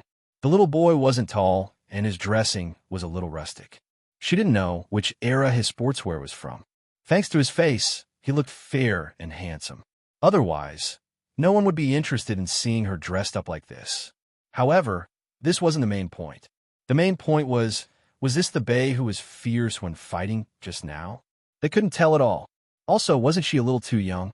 Everyone had to lower their eyes when they looked at Mo Bae. Under normal circumstances, twins of the same egg would have less nutrition than others. When they were young, they wouldn't be very big.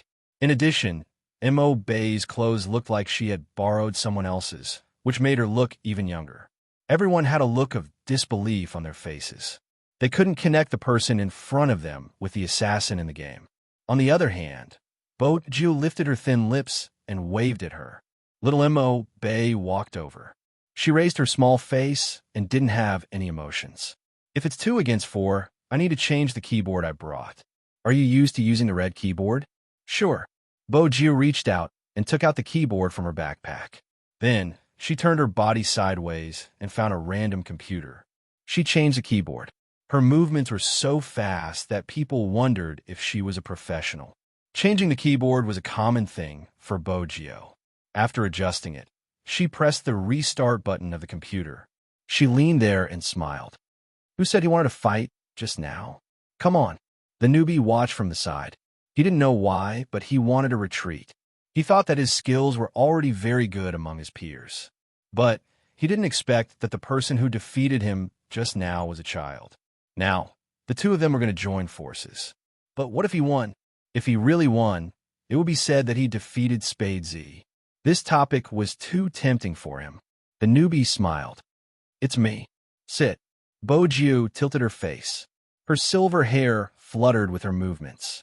The newbie sat down and found 3 friends that he often played with. They were here for the internal testing. The newbies sitting in front of the computer were both excited and afraid to compete with Spade Z. They couldn't suppress their opponent, so they looked at each other, their nervousness obvious. What's there to be afraid of? Our skills aren't bad. We didn't become a professional team just because we didn't participate in the previous matches. Besides, it's a 4v2 right now. It's not certain who will win. The newbie had a good idea. Moreover, both of them are assassins. Their positions are conflicting. There are only so many resources in the wilderness. If they dare to come to our wilderness, the 4 of us will surround them and make sure they never return. When a newcomer said this, he seemed to have forgotten that Spade Z was an all-rounder. She could play any position. Hence, when Spade Z chose the tank team, the rookie was dumbfounded. What was going on? Not only that, choosing Tanfu was one thing. You're even bringing a jungler? Wait a minute. Spade Z's team was a double jungler. Everyone turned towards the little boy in Bojo. The top 20 players in the internal testing arena were crowding around them. They stretched their necks to take a look. Even Lin Feng was interested. Captain, Isn't this the first time Little Spade is assisting someone other than you?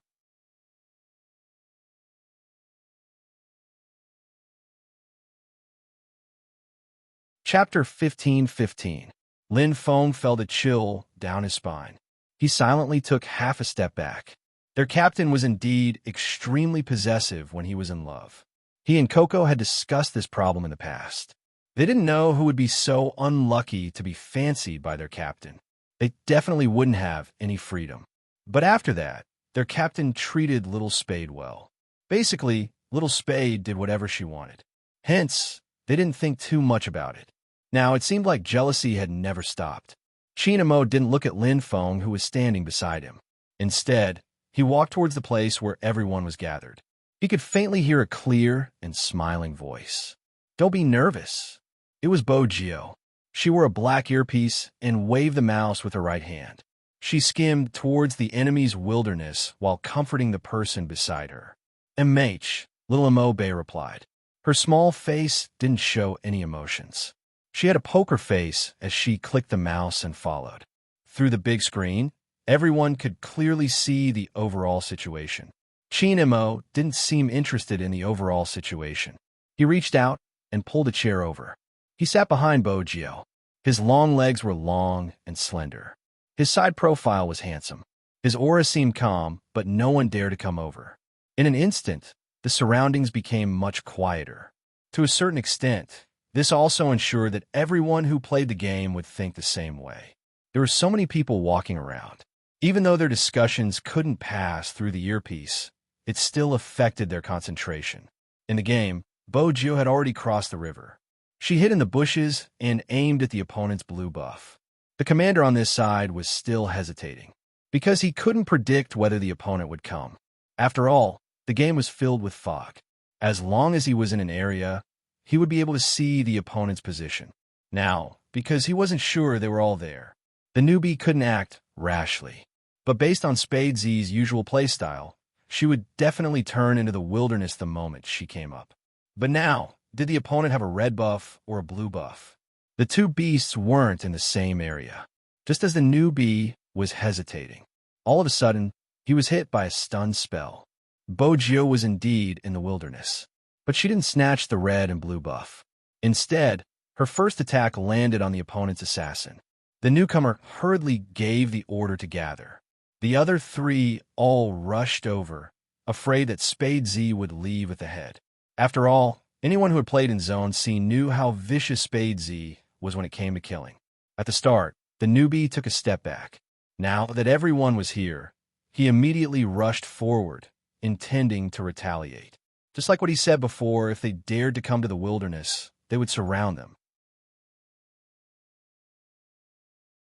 But what they didn't expect was that Spade Z would change her tough style and retreat to the bottom of the tower.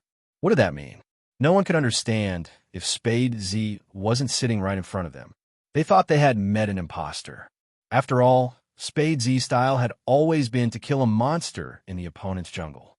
But today, it seemed like he didn't dare to start a war. It seems like Spade Z is just SOSO. The newbie gleefully took down his blue bundles. "I haven't met them before, but now that I have, we won't give you a single one of them."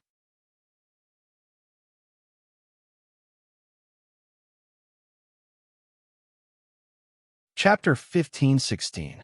The crowd erupted into cheers. That was because they could clearly see on the screen that their side of the jungle had been cleared with a red buff. Spadesy didn't come to the enemy's blue buff to take their blue buff.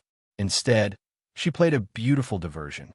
She used herself to divert the enemy's attention so that little Mo Bay could sweep the other half of the enemy's jungle. The crowd was starting to explode, but that wasn't the end. Spade Z, who had cleared the minions, jumped towards the red buff area and blocked the opponent's ADC. She used her own move and stunned him. The three of them were shaken to the spot. At this moment, Mo Bay, who had taken a red buff, leaped forward and attacked the ADC until his HP was low. The newbie reacted and hurried over to support. The ADC's positioning wasn't a problem. He used sprinting to retreat and hurriedly pressed the return button. Only then did he avoid the danger of losing 1 HP. The opponent's sorcerer was also frightened by this violent fighting style. He didn't dare to leave the tower. Spade Z was really fierce. Her fierceness was usually unexpected. You didn't know when the opponent would suddenly explode. She could even do something as crazy as crossing the tower. But because she grasped the opponent's mentality, Bojo didn't have any intention of retreating. When she saw the newcomer, she moved nimbly and avoided his attack. She turned into the bushes and leaped forward, knocking the assassin out. When little Mo saw this, she dashed forward again. After her jungling skills were maxed out, she could directly slow down the opponent. After being stunned, she was slowed down and was hit by a series of attacks. The newbie didn't have much HP left. He shouted for reinforcements. The opponent's people were indeed rushing over. But because they didn't manage to get any resources or minions, they only cared about intercepting Spade Z. Their economic foundation determined their equipment. Their awareness wasn't there, and their speed wasn't fast. Hence, their reinforcements were half a beat slower. The newbie gritted his teeth and was about to press the maxed-out jungling skill to slow down the opponent's speed. But he didn't expect to be stunned again. Spade Z's support skill shot out something that looked like a strip. It could cause damage from a distance. The newbie was waiting to recover. But in the next second, he paused. He watched as the player dashed to his side and used a max-level jungling skill to reduce his speed once again. Not only did the player get close to him, but he also dealt lethal damage to him. He, who had always dominated the jungle and was known as a jumping hero, did not even have a chance to jump. There was a deafening special effect in the game. First blood. The first drop of blood. Who has the head? People subconsciously turned to look. Words appeared on the screen. Spade Z.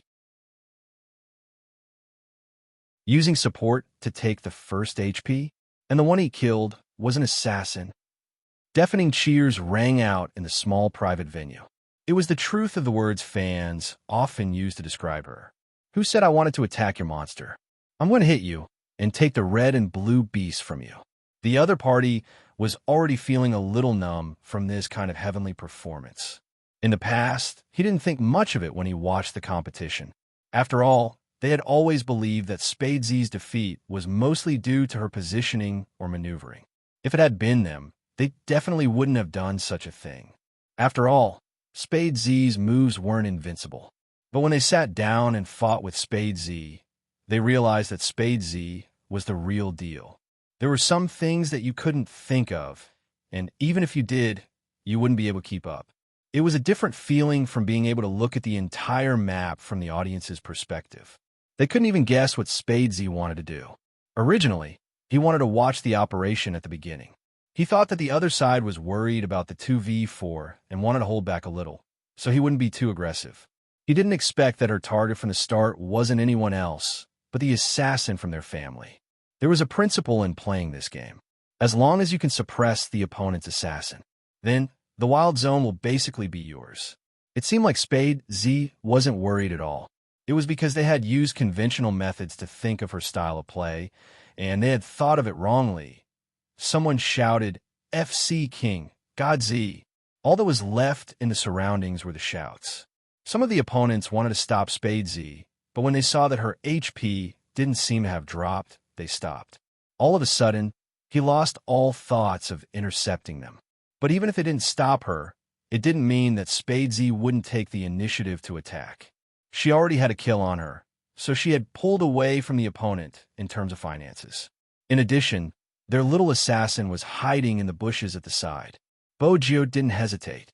She leaped forward and used the special skill of dizziness. That was when the audience realized that in the seemingly easy operation, there was a shocking technique involved.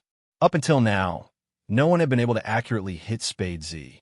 On the other hand, the damage she dealt was able to knock out two opponents at once, and her attacks didn't miss.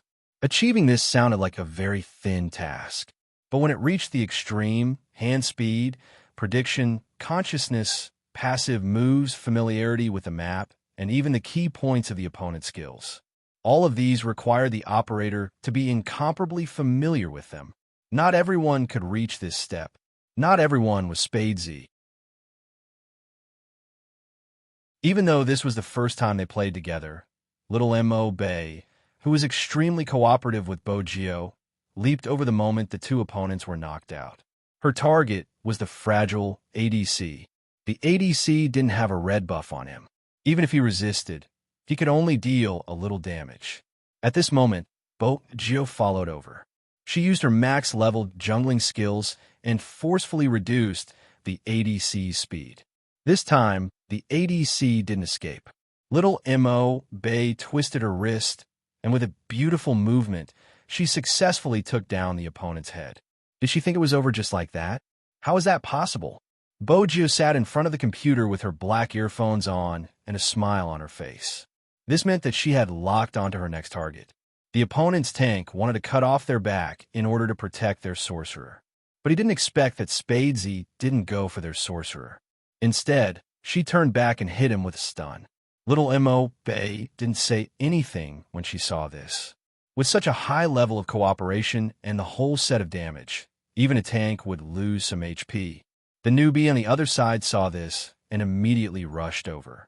Even if he couldn't kill Spadesy, he would be able to bring this arrogant child away to regain some face. After all, once the assassin's damage was used up, he was basically useless. But just as he was about to come in with his spear, a voice suddenly rang out. But in the next second, he froze. It was another jungling skill that slowed him down.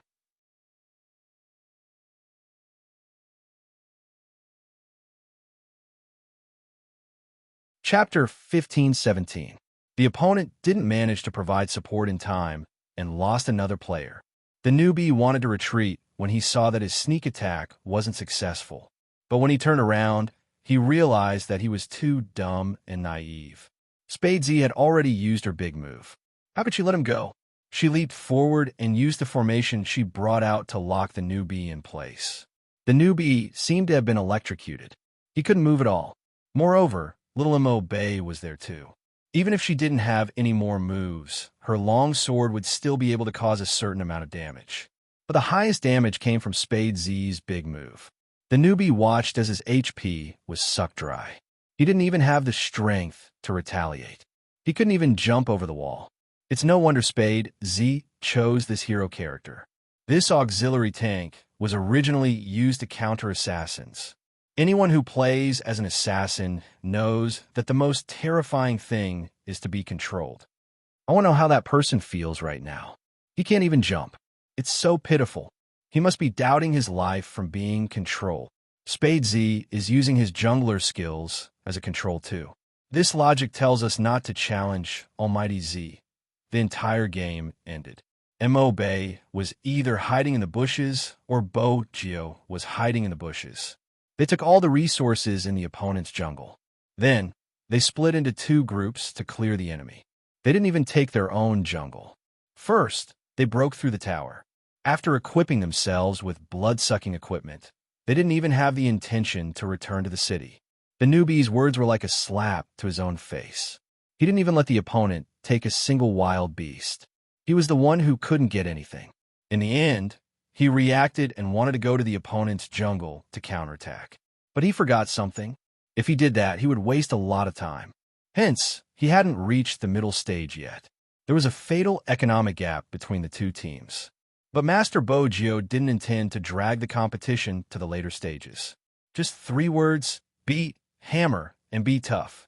The opponent's ADC was trembling in fear. Almighty Z, is it okay for a support to be so fierce? But anyone who calmed down and studied professional competitions would definitely realize that. If the support played well, it could easily become the key to victory. This game was meant to counter and kill each other. It all depended on how you used it. Everyone thought that it would be over after pushing the tower.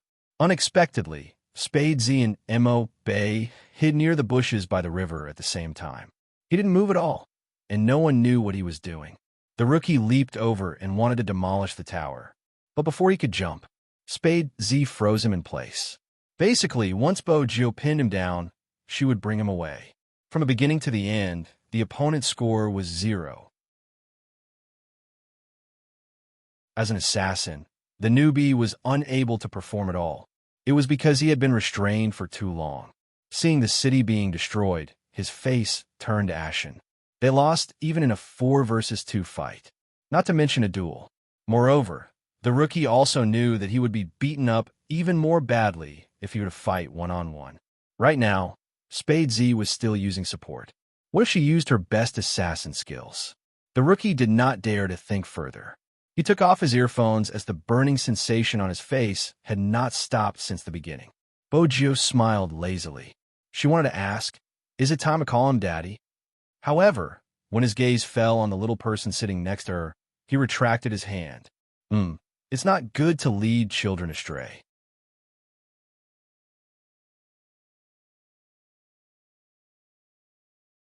Chapter 15:18. Are you done? Chin Mo's voice rose slowly.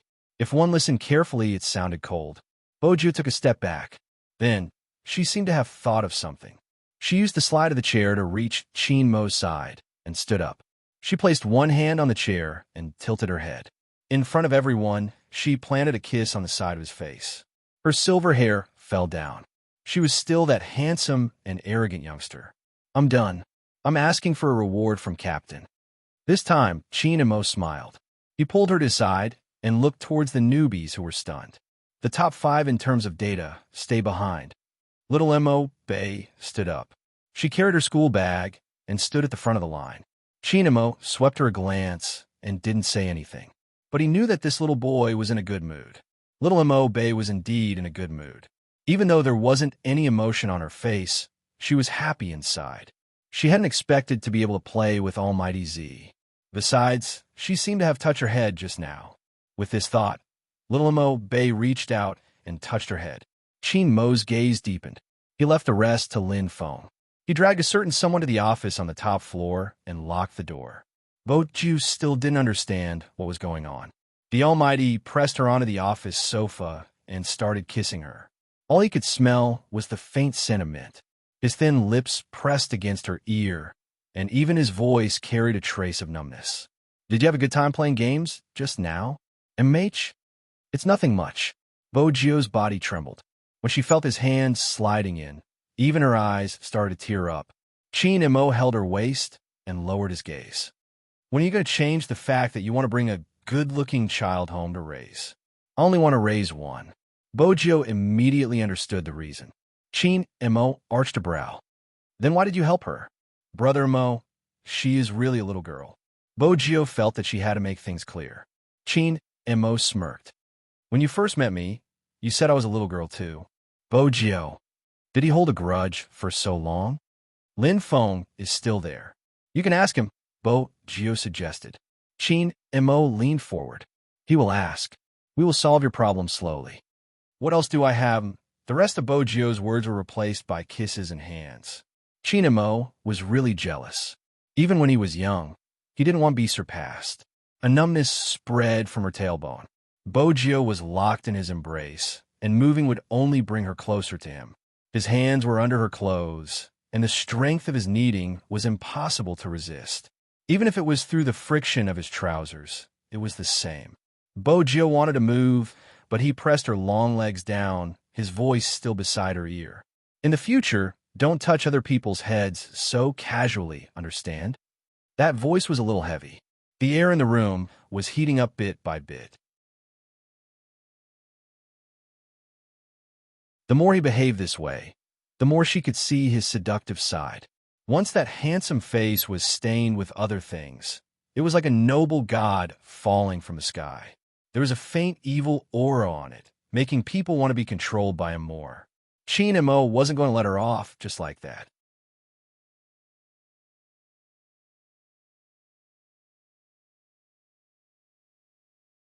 Chapter 15:19. The numbness engulfed her like a wave. This time, it seemed to be stronger than any other time. He had purposely targeted the spot where she couldn't take it. This was probably the Almighty's punishment. The frosted glass blocked everything. It was still cold outside, but the heat in the room couldn't be stopped. When Chin Mo leaned over again, she could see the sweat rolling down his face. The sight of him in his uniform made her want to snap him in half and imprison him in her arms. Bojio had nowhere to put her hands. She could only wrap them around his neck. Her thoughts were completely blank. The only thing she could feel was her racing pulse. Step by step, it was mixed with the sound of their heartbeats. It was as if someone had set fire to their bodies. Even the mole under the corner of her eye seemed to be shimmering with tears. Chin Mo watched her, his gaze darkening. When it reached a certain level, he stopped and hugged her, burying his handsome face into her shoulder. His breathing was heavy. "I won't stop after you get into a university.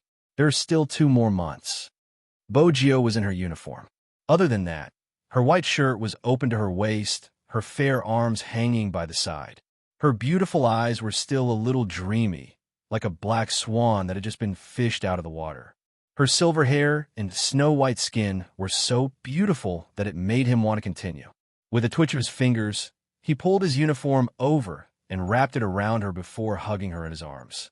Bojio felt his heat and knew it was best not to move. The temperature gradually dropped, but it wasn't easy to get rid of his thoughts. Chin Mo glanced at her again. This time, he stood up and walked into the bathroom in the office. Bojio could vaguely guess what he was doing when she heard the sound of water. She felt her face heating up. She decided to divert her attention, taking a bottle of chilled mineral water from the small fridge. When the temperature of his body dropped, Chin Mo came out. His black hair was chilly. He wasn't wearing a shirt, only a pair of long pants. There were still water droplets on his thighs. His eyes were so deep that one couldn't look away. Bojio took another sip of mineral water. She couldn't be seduced so easily. In the end, she would be the one with the backache. However, she couldn't go out in her current state. His neck and collarbone were covered in marks, and his shirt was wrinkled to the point where one could tell what they had done at a glance. The smart Bojio knew that the Almighty was doing it on purpose. Chin Mo didn't leave her alone. He reached out and snatched the bottle of mineral water from her hand. "What are you thinking about? That kid just now?" "No." Bojio smiled. She leaned over, wanted to take advantage of the Almighty since he had just come out of the bathroom. She couldn't control herself. "I was thinking about you." Chin Mo's eyes moved. He turned his head to look at her. Then he suddenly smiled. He emptied one hand and lifted her chin. He slowly moved closer, but didn't kiss her. His breath landed on her lips again and again. "You should think about your physics results. You'll have tutoring later." "Bojio, is this boyfriend biological?"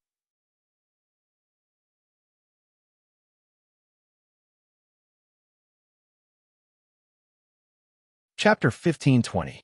So it turns out that jealousy is this powerful? Bojio found the Almighty adorable. Ever since he had grown up, she had never seen him like this. Other than when Hoshino was around, there were still some traces. Usually, the feeling the Almighty gave her was that he didn't seem like a boyfriend. Instead, he seemed to be there to supervise her studies. Now, it seemed like the jealous little Princess Chin was still around. Bojio had never forgotten how he had threatened her back then. For example, "Little Bojio, if you want to play with others, don't play with me." The way he said it now was simply the same old saying. Bojio smiled, a mischievous smile on her face. She didn't care that she was being controlled. After all, it wasn't easy for someone to control her after so many years. Even her heart had a place to rest. They often said that when you were in love, you shouldn't give everything to another person. Bojio was certain that he had never met someone who hadn't changed since he was young, so that you could eat a piece of candy whenever you wanted. He would never force you to do anything you didn't like. He didn't care how others saw him. In his heart, you are you. Bojio spent a long time worrying about what would happen if her identity was exposed. Now, she finally understood. No matter what she looked like, he would be infinitely tolerant. It felt good to be hugged in his arms. Even though it was the physics test that she hated the most, she could still smell the faint mint scent on his body. Thinking back, she had lost too many things. The whole world had once been shattered. Fortunately, he was still here. Compared to the warmth in the office, the internal test seemed very nervous. Everyone was looking at their own results. Not everyone could enter the top 5. Lin Feng supported himself with one hand on the table and looked at the data records. He glanced over and put on his uniform. He started calling people from the 5th place.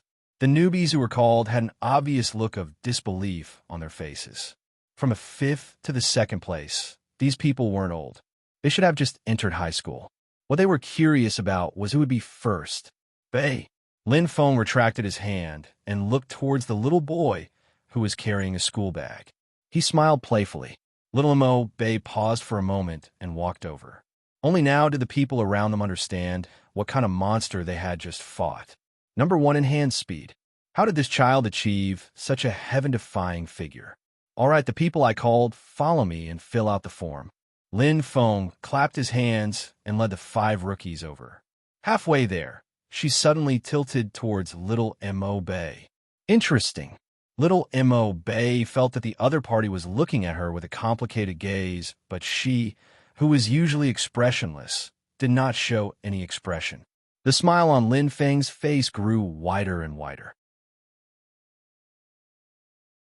He wondered what his captain's expression would be if he knew that this little boy was one of the rookies in the team. Fill in your name, age, gender, contact information, and home address according to the form. Lin Feng placed the 5 pieces of paper on the table. Also, write one more emergency contact number. It was supposed to be a very ordinary process. However, just as Lin Feng slipped to the side of the little boy and saw the little radish holding a fountain pen and filling in the gender field with the word female, Lin Feng was stunned.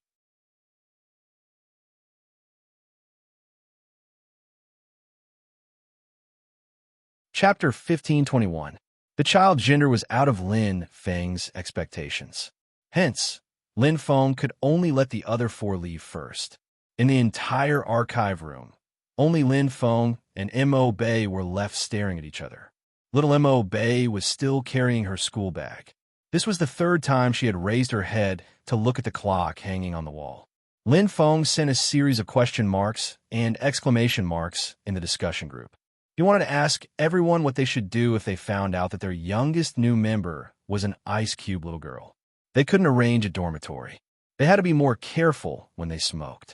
It seemed like she was still too young. Are you 13 years old? Lin Feng asked.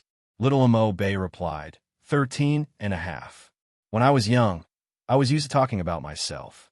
This makes me seem more mature. I understand. Lin Feng acted as though he had been through it. He instinctively reached out his hand to pat her shoulder. In the end, he remembered her gender and retracted his hand. Does your family allow you to play games? My mother doesn't care. Little Mo Bei paused for a moment. My brother is very supportive too. He and my mother will come and fetch me later. Lin Feng raised his eyebrows. What about your father's attitude? He doesn't approve. Little Mo Bei looked up. He feels that playing games is wasting his studies. It's fine for boys, but not for girls. Lin Feng paused. Little Mo Bei knew that her words would have a certain impact. She continued, he doesn't care too much about me as long as I can earn money. Originally, he was watching the child operate. Lin Feng thought that she would be similar to Little Spade. But now, it seemed like everyone grew up in a different environment. Strangely, he recalled the first time he met Luo Luo. It was probably the same. That person was short of money at the start when she was a trainee. But no one wanted to be short of money. Lin Feng kept the file. Report the day after tomorrow. You will sign a contract.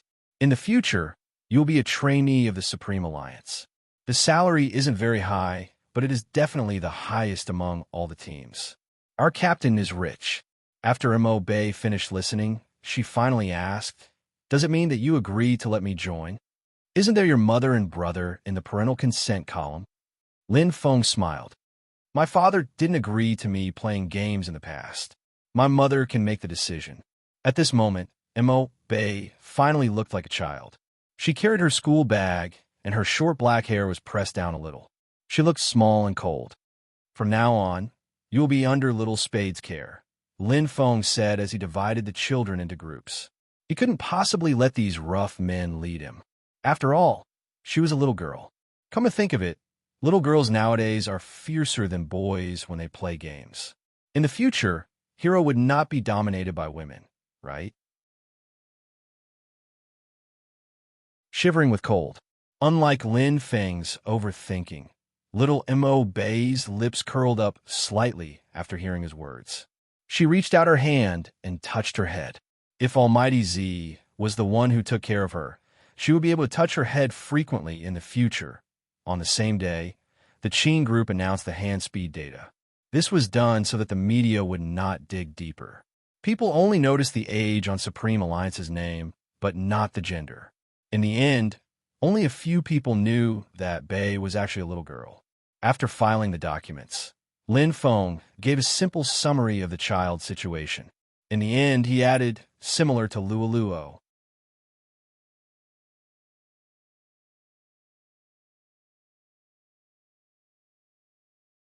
Chapter 1522. Lin Feng sent an okay gesture. No problem. I'll apply for it from Almighty Xiao. Bo Jiu smiled. After all, Luoluo is from Xiangnan. We have to be well-mannered when we ask her out. Lin Feng smirked. You are obviously trying to cause trouble. Bo Jiu didn't deny it. Lin Feng was excited when he asked her out. I even mentioned it in the discussion group. But I told that fellow that even if they meet, Luoluo can only treat him as a friend. That fellow agreed and said that he wanted to fight for a chance. Luoluo is very generous. She said that there are still her fans in the circle. She's quite happy. Can we meet in the afternoon? Bojo asked about the time. Lin Feng replied. She switched to the WeChat chat and sent a message to Xiao Jing. Indeed, not everyone from Xiangnan went back. After the competition, the club had been busy. Moreover, Xiao Jing's medical discussion was here too. Zhao Sampang stayed behind because he had some interviews to do. Their plane tickets were for the next day. Luoluo didn't know how she was going to tell her teammates about her retirement when she returned to the team tomorrow. It was good to go out for a walk and organize her thoughts. When Xiao Jing received the message, his fingers paused. He was sitting in university's exchange center. As a special guest, he had a speech later. His assistant followed beside him and watched him go up the stage. He had wanted to record down the professional knowledge that senior brother Xiao was going to talk about. Unexpectedly, the speech was unprecedentedly short. Originally, the school had arranged for an hour, but Xiao Jing used a human anatomy diagram and 20 minutes to explain the main points. Many of the students wanted more after listening to it. The school was elated. After all, the shorter the time, the better. After the speech ended, a group of professors walked over. They wanted to invite Xiao Jing for a meal. There were many big shots in the medical world. Xiao Jing put down his documents and said, I'm sorry. I have something urgent. I'll invite all of you another day. The school obviously wanted him to stay. They tried to persuade him for a while. They received the same answer. They could only let him go. Xiao Jing didn't change out of his white coat. Instead, he took a bunch of car keys from his assistant. I'll return them to you tomorrow. The assistant was a girl with a good family background. She smiled faintly and said, Senior brother Xiao, you can take it. My house is nearby, and I can talk to my uncle about academic matters. Senior brother, is it really okay for you to leave like this? They're all big shots in our industry. What is it that they want to do today? Isn't the competition over? It's not a competition. Xiao Jing's voice was indifferent. Someone went on a blind date again. The female assistant was stunned. She wondered if she had misheard. Then, she remembered the female team member who had come to find senior brother Xiao. She smiled and said, It's really hard being a team leader. You have to worry about the feelings of the female team members. Are you worried that she will meet some scumbag? Xiao Jing nodded and didn't say anything more. The female assistant looked at his back and didn't pay much attention. I heard that the female team member has already announced her retirement. In the future, he would most likely not appear by senior brother Zhao's side. Esports had always been about youth. She had told that person before that senior brother Xiao would eventually become a doctor, and he would be different from them.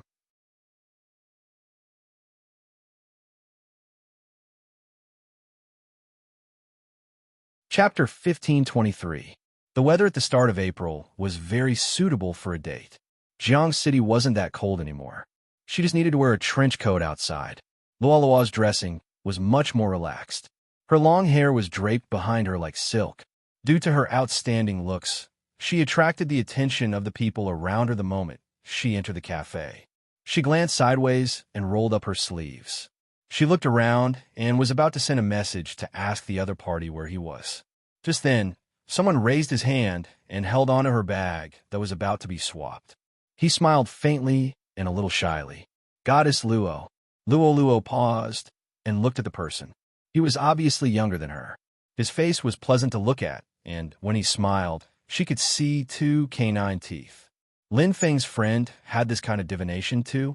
The seat on the left, the person said. Then he stuffed his hand into his pocket. Luo then noticed that when the person stood up straight, he wasn't short. He was 8 meters tall. The two of them sat facing each other. The person's face was still red. He seemed even younger. Luo laughed softly. You aren't old, right? The person glanced sideways. I'm an adult. Do you want to drink something? Okay. Luo looked at his face and felt that she had aged. The person took the menu and pushed it over. You order. At first, Luo didn't believe what Lin Feng said. She thought that the person really treated her as a goddess. But now she believed him. What do you like to drink? Dessert or not? Luo flipped open the menu and asked the person. Not sweet. After Luo ordered 2 cups of pure Americana, she noticed that the person didn't dare to look at her.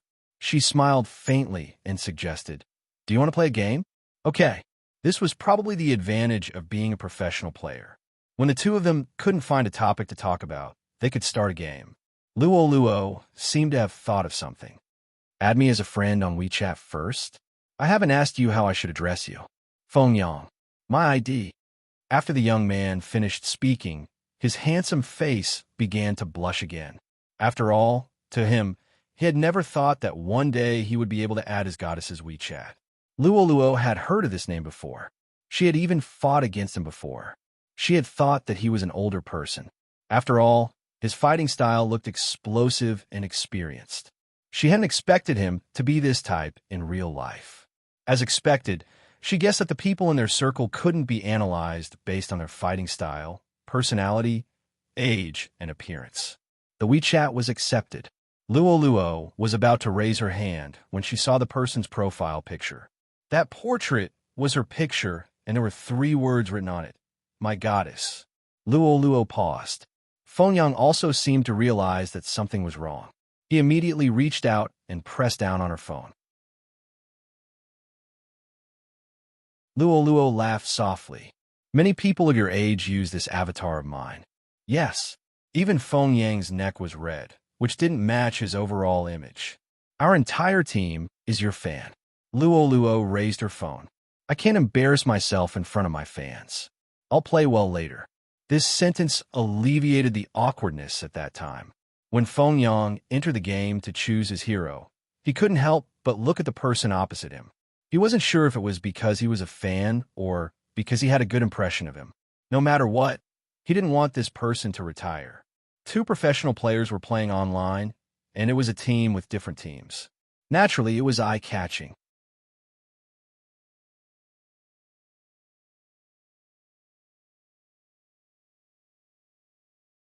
Chapter 1524.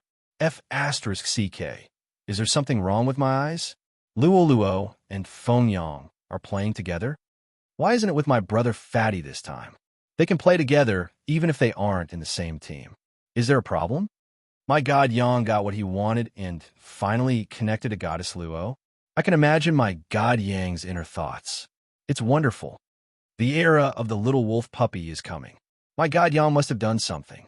Feng Yang's fans basically knew that his goddess was Luo. After all, his god Yang's Weibo was filled with his goddess's updates. Feng Yang might look like this in front of Luo, but he wasn't usually like this. He was a rather cold kid. However, Luo wasn't wrong. He was indeed young. He had just turned 18. The fans didn't dare to think about the 2 of them playing together. But once they thought about it, they felt that it was a little sweet. The little wolf puppy could finally get close to the goddess. People really wanted to see what would happen next. Even though the 2 of them didn't turn on a live stream, it didn't stop the endless stream of people watching. The people who were matched saw the 2 IDs and were instantly dumbfounded. 2 professional players. Are we still playing? Let's play first. Don't forget, we are high-level players too. Arrogant. These words were obviously meant to comfort themselves. Otherwise, they wouldn't have said it on the public chat. However, it wasn't their conversation that caused a heated discussion online. Instead, some fans took a screenshot of Luo Luo and Feng Yang standing together and circled it in a heart shape before posting it. I feel like they are in a relationship. The moment this was posted, some people mocked them. Thank you. Our God Yang doesn't want to date. He simply likes his skills. He doesn't want it to become a reality. All these years, Luo Luo has taken a liking to many little wolves. Honestly, they have all retired and are old. If they want to leave, they should leave quickly. If I can't find a boyfriend in the future, I will go and play games. Anyway, there's so many girls around me that I can flirt with. It was fine if these words were mocked. Anyway, that was what they said in the past. Unexpectedly, in the next second, Spade Z posted a status. This is my first time matchmaking, but Luo Luo only knows how to play games. She's too obedient. Lin Feng followed up with another message. Someone actually asked me what I should say to his goddess so that it wouldn't be awkward. Zhao Sampang was even more direct. Some people shouldn't play games just to find a boyfriend. Not many guys will be interested in them. Listen to me. This is an era where looks are as well as people. Do you really think that all the guys who play games are blind and can't see who has worked hard and who hasn't? People who like you can really tell what kind of person you are. When Feng Yang was interviewed, he was asked who his goddess was. When he answered Luo Luo, a group of fans mocked him for looking at his face. Some female fans even said that he should open his eyes and check the gossip posts he had posted in the past to know what kind of person Luo Luo was. Feng Yang thought, I know what kind of person she is the best.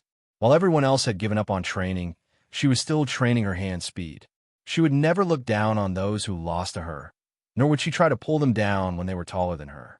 Now she was retiring.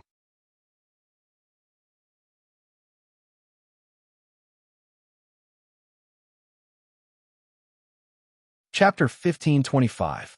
Suddenly, a tall and slender figure came over. He had a strong scholarly aura. That person stood behind Luo Luo. He wore a half-open white coat and a pair of gold-rimmed spectacles on his high-nose bridge. For a moment, people couldn't associate him with Almighty Xiao, who was known as the group soul. But everyone who played esports was familiar with that handsome face. Feng Yang paused and looked at Xiao Jing. As a man, his intuition told him that Xiao Jing was right. His instinct as a man told him that this person didn't appear here by chance, even though he was a player that he had always admired. But there were some things that he didn't want to give up. However, Luo Luo, who was playing the game, noticed the person behind her. When she glanced over, there was a look of surprise in her beautiful eyes. Captain, MH, Xiao Jing's voice was calm. After Luo Luo hid her character in the bushes, she asked, Are you eating with the professors nearby? Xiao Jing leaned against the wall. He didn't reply to her. Instead, he stretched out his hand and tapped on the screen. Ranking? MH. Luo Luo didn't understand why her captain appeared here. Xiao Jing added, Let's talk after you are done playing. Luo Luo's fingers weren't as smooth as before. Why did her captain appear here? Halfway through the game, Luo Luo suddenly thought of something. She glanced at the person opposite her. Captain, this is Feng Yang. I've seen him before. Xiao Jing nodded towards Feng Yang. His eyes were deep. Suddenly, Feng Yang understood what it meant. His fingers paused. He originally thought that Almighty Xiao appeared because he was worried that Luo Luo would meet a scumbag like the last time. He wanted to prove himself. But now, he realized that it wasn't the case. As a fan, he knew that Luo Luo's eyes were hiding many things when she looked at Almighty Xiao. There was admiration, yearning, and perhaps a little something else. But he had never thought that she liked those other things. She probably hid it too well in public. Even Almighty Xiao was the same. They hid it too well. Many people thought that their relationship was that of a captain and a member. She had never thought of these two people in that way. It wasn't until today's private occasion that Feng Yang realized that the intimacy between the two of them was natural. He was different from the people he usually hung out with. It seemed to be an atmosphere that could only exist after many years. Even if it wasn't love, it was hard for others to get involved. Xiao Jing was still watching Luo Luo play the game. When he saw that her attention wasn't on him, he said, Let me play. It'll be faster. Indeed, Luo Luo couldn't continue the call. She passed the phone to him and looked at his side profile. Then, She looked at his slender and fair hands moving back and forth on the screen. He seemed very serious. Therefore, he couldn't ask, where are the professors? Qin and Mo, Xiao Jing, and the others all had their own special moves when playing games. It was a unique style of play formed by his positioning and hand speed. Ordinary people couldn't learn it all. In this new wave of team battles, Xiao Jing circled around and dodged the skills thrown at him. Then, he charged into the crowd of players. As he pulled and pulled, he formed a formation and perfectly harvested 2 players. In an instant, the onlookers were a little excited. Wait a minute, did I see wrongly? This positioning doesn't seem like Goddess Luo's, right? It's unusually sharp. I can't help but think of my almighty Xiao. I feel that the person above is the truth. What should I do? 3 consecutive fatal moves. It's definitely almighty Xiao. Why is almighty Xiao playing Goddess Luo's account? This is indeed a problem. I feel a little heartache. What should Yang Yang do? Almighty Yang has been looking forward to merging with the goddess for a long time. Did he merge with almighty Xiao? But from what almighty Lin Feng said, almighty Yang should be on a date with goddess Luo. I don't have enough brain cells. I can't understand it. What's there to understand? Can't almighty Xiao chase her to a coffee shop and disturb her date? Call me the Emperor of Truth. Impossible. It's impossible. Don't think too much. It's impossible for almighty Xiao and Luo Luo to be on the same team. The moment he said this, everyone started to deny their previous guesses. Moreover, the game was won very quickly. Feng Yang understood that even if he continued to sit there, he wouldn't be able to change anything. He felt a little pain in his heart.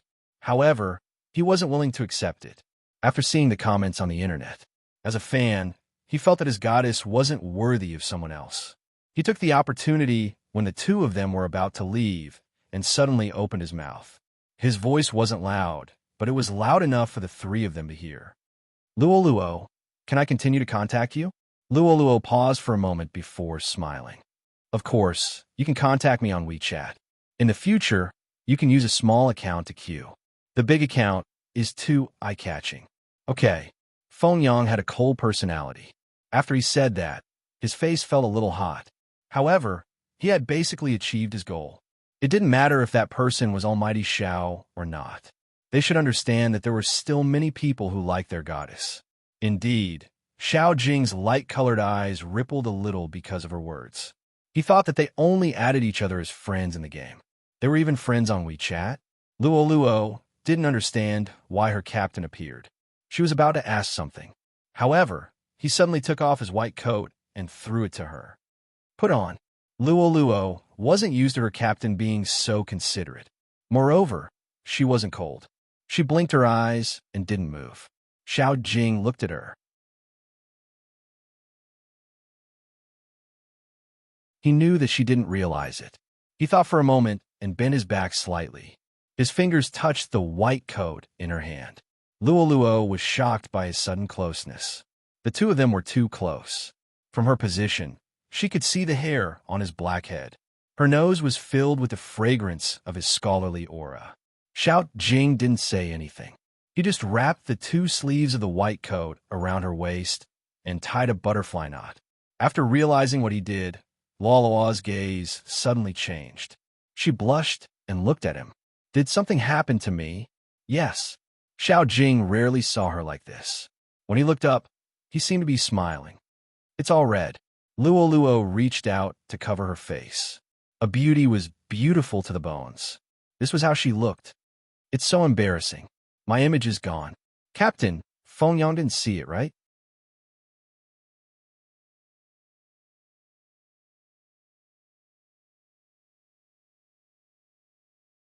Chapter 1526. He's my little fanboy. Luo Luo lowered her head and tightened the white coat on her body. I can't disappoint him. Xiao Jing didn't say anything. Luo Luo knew that their captain wasn't interested in such things. At the start, she wanted to ask him why he was here. Now that he mentioned it, Luo Luo felt sticky everywhere. She knew that she would be here soon, but she didn't expect that she would be here today. She knew that she would come in the next few days, but she didn't expect that she would come today. She knew that she would be here in the next few days, but she didn't expect that she would be here today. I want to buy something first. Luo lowered her voice. Captain, your white coat probably won't be able to be washed. Xiao Jing glanced sideways and said calmly, It's the last time I'm wearing it. Let's go first. The things you want will be delivered at the hotel. Luo didn't insist. If she was in front of someone else, she might feel embarrassed. But in front of him, she wouldn't feel so awkward. The reason was simple. The members of the team lived together almost every day. This wasn't the first time he saw her. Luo still remembered the first time he saw her. They won the competition, and he treated them. In the middle of the meal, when she brought a plate of meat over, he covered her head with his coat. Put on. That was summer. She wore a white chiffon dress. She didn't realize that she would be here. Just like today. At the start, she didn't understand what he meant. But after she realized it, she felt awkward. At that time, Zhao Sampang was still teasing her about why she wore a coat on such a hot summer day. That was why the straight men in the esports industry weren't gentle and considerate. All their thoughts were on esports. They were used to calling each other brothers, so they treated you as though you didn't have a gender. At that time, she was still sleeping in the team's dormitory. It was a single room in the attic. Because her stomach hurt, she lay down after she went back. She didn't even eat the dessert that Zhao Sampang bought for her. Then, she heard a knock on the door. He came in with a bowl. The bowl was filled with brown sugar and ginger water. There was also a box of Wuji Bifoam pills. At that time, Luo didn't understand why their captain was so understanding of girls. But after she found out that he was a medical student, she suddenly understood. She tugged at the blanket. When she first came into contact with him, she really couldn't let go. When Zhao Sampang found out that he was taking care of her, he teased him about it. After that day, he winked every day when he saw her. He even used his elbow to nudge her. Captain, don't tell me that you're attracted to our Luo because she's pretty? Then I have to eat the wedding candies in advance. With the wedding candies, I'll keep a secret. What do you think? What do you mean? Luo heard his voice. It was very calm. If you can have your period, I will do the same thing. Zhao Sampang. I'm a man. It's a bit difficult for me to do that. So don't think about these meaningless things. I will check your hand speed tonight. Oh no. Captain, let's talk about it again. Let's change it to tomorrow. Clearly, Zhao Sampang had a mental breakdown from that day onwards. Because he had said the wrong thing, his training time was extended by an hour every day. Since then, he had never made fun of the two of them. It was also from that day onwards that Luo understood that the care he gave her was mostly due to the care a captain gave to his team members. However, because she was a girl, he treated her with more patience. When she thought about this, Luo couldn't help but press her lower abdomen. She was probably immersed in that kind of gentleness and couldn't extricate herself. That was why she was like this now. She knew that she shouldn't like him, but she couldn't control herself. Get in the car. The other party's voice rang in her ears again. Luo raised her head and saw a small sports car. She opened the car door and entered.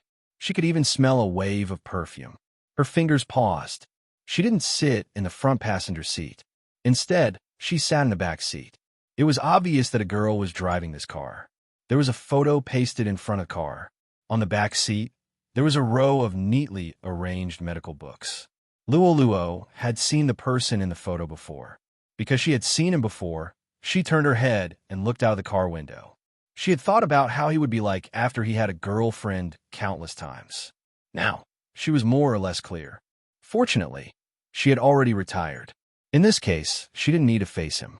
She could still send him a blessing every year. After she stopped playing games, she would probably meet someone.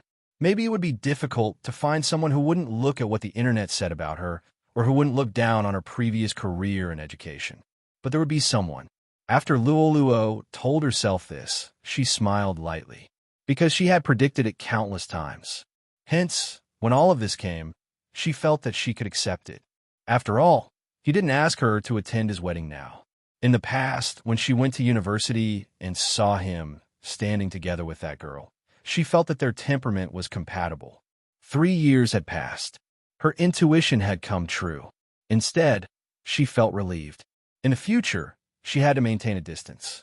Even if she was his team member, she couldn't be reluctant to part with his gentleness just because he knew how to take care of her. Once she returned to the team and had a farewell meal, she would prepare to leave. She was indeed a little worried. She would receive his invitation in a few days. For people with high education like them, even their wedding would be unexpected. When they reached the place, Luo didn't show her pain like before.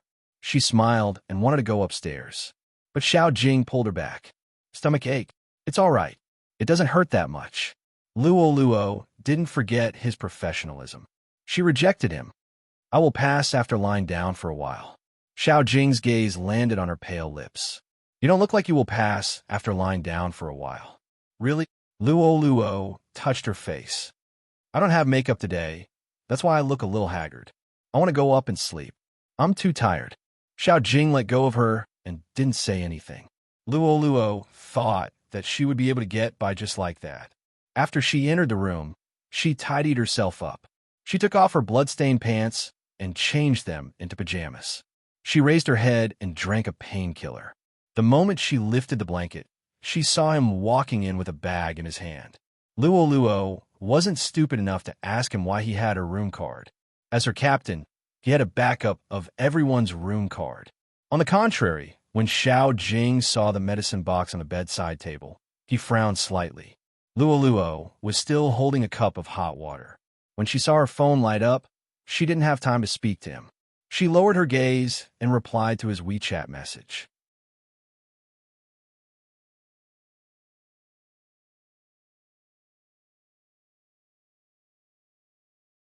Chapter 1527. Luo had never expected him to ask her such a question. Her fingers paused for a moment. Nope. You met 2 people in 3 days. Xiao Jing sounded as though he was just stating a fact. Luo felt a little uncomfortable. She combed her long hair to the side and wanted to explain. My family was pressuring me. I couldn't reject the previous blind date. This time, I just want to make friends. I treat my little fans very well. I'm protective of them. In the end, Luo felt relieved. Actually, there wasn't anything embarrassing about being seen by him in such a manner twice in a row. She smiled and said, I'm indeed a little tired. I want to find a boyfriend, but I won't do it among the fans. They are all, what do you think of me? Before Luo could finish her sentence, she was interrupted by this question. She froze for a moment. She suspected that she had heard wrongly and wanted to remove her earphones. Xiao Jing looked at her. When he saw that she had no intention to reply, he reached out and removed her earphones. He was a little close to her. You didn't hear it just now? When that familiar breath landed on her ear, Luo's slender fingers tightened. He had spoken to her in this manner countless times. He had corrected her habits in the game and tested her hand speed from behind. He had never done this for a personal matter. They were in the same team, and it was impossible for them to not be intimate. This happened naturally. Even when they won the championship, she would hug him and he would bend over to hug her. This didn't mean anything. At that time, they were teammates. It was pure. But now Luo didn't know what to do. Her heart was beating so fast that it felt as though it was going to jump out of her heart. Even the pain in her stomach seemed to be ignored. Only his voice was left in her ears. Let me ask you again. What do you think of me as your boyfriend? Xiao Jing lowered his gaze and landed on her face. If you really want to date. Luo reached out and rubbed her ears. She looked at Xiao Jing. She hadn't thought about this question. She really hadn't thought about it. She didn't dare to think about it. She was afraid that she would do something if she thought about it. But this person had too much influence on her. Captain, stay away from me. At least, her heart wouldn't beat so fast. Seeing her move, Xiao Jing's eyes darkened. Can't accept it? No. Luo took a deep breath. Captain, are you still single? Xiao Jing's voice was indifferent. Yes, but it won't be tomorrow. Luo didn't think about the deeper meaning behind his words. The owner of the car today, Shu? Xiao Jing glanced sideways. When did you focus on the assistant the school assigned to me? Didn't I tell you that I wouldn't look for someone from the entertainment circle? Luo's face froze.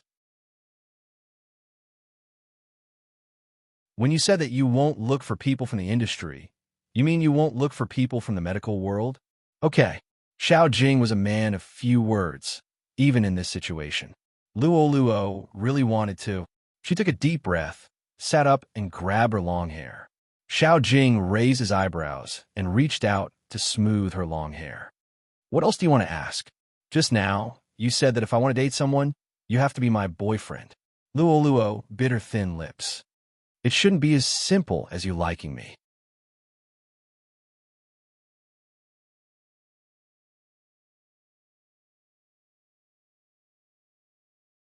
Chapter 1528. Xiao Jing didn't reply immediately. He seemed to be thinking of an explanation. He had always been a strict person. He was different from Qin Mo.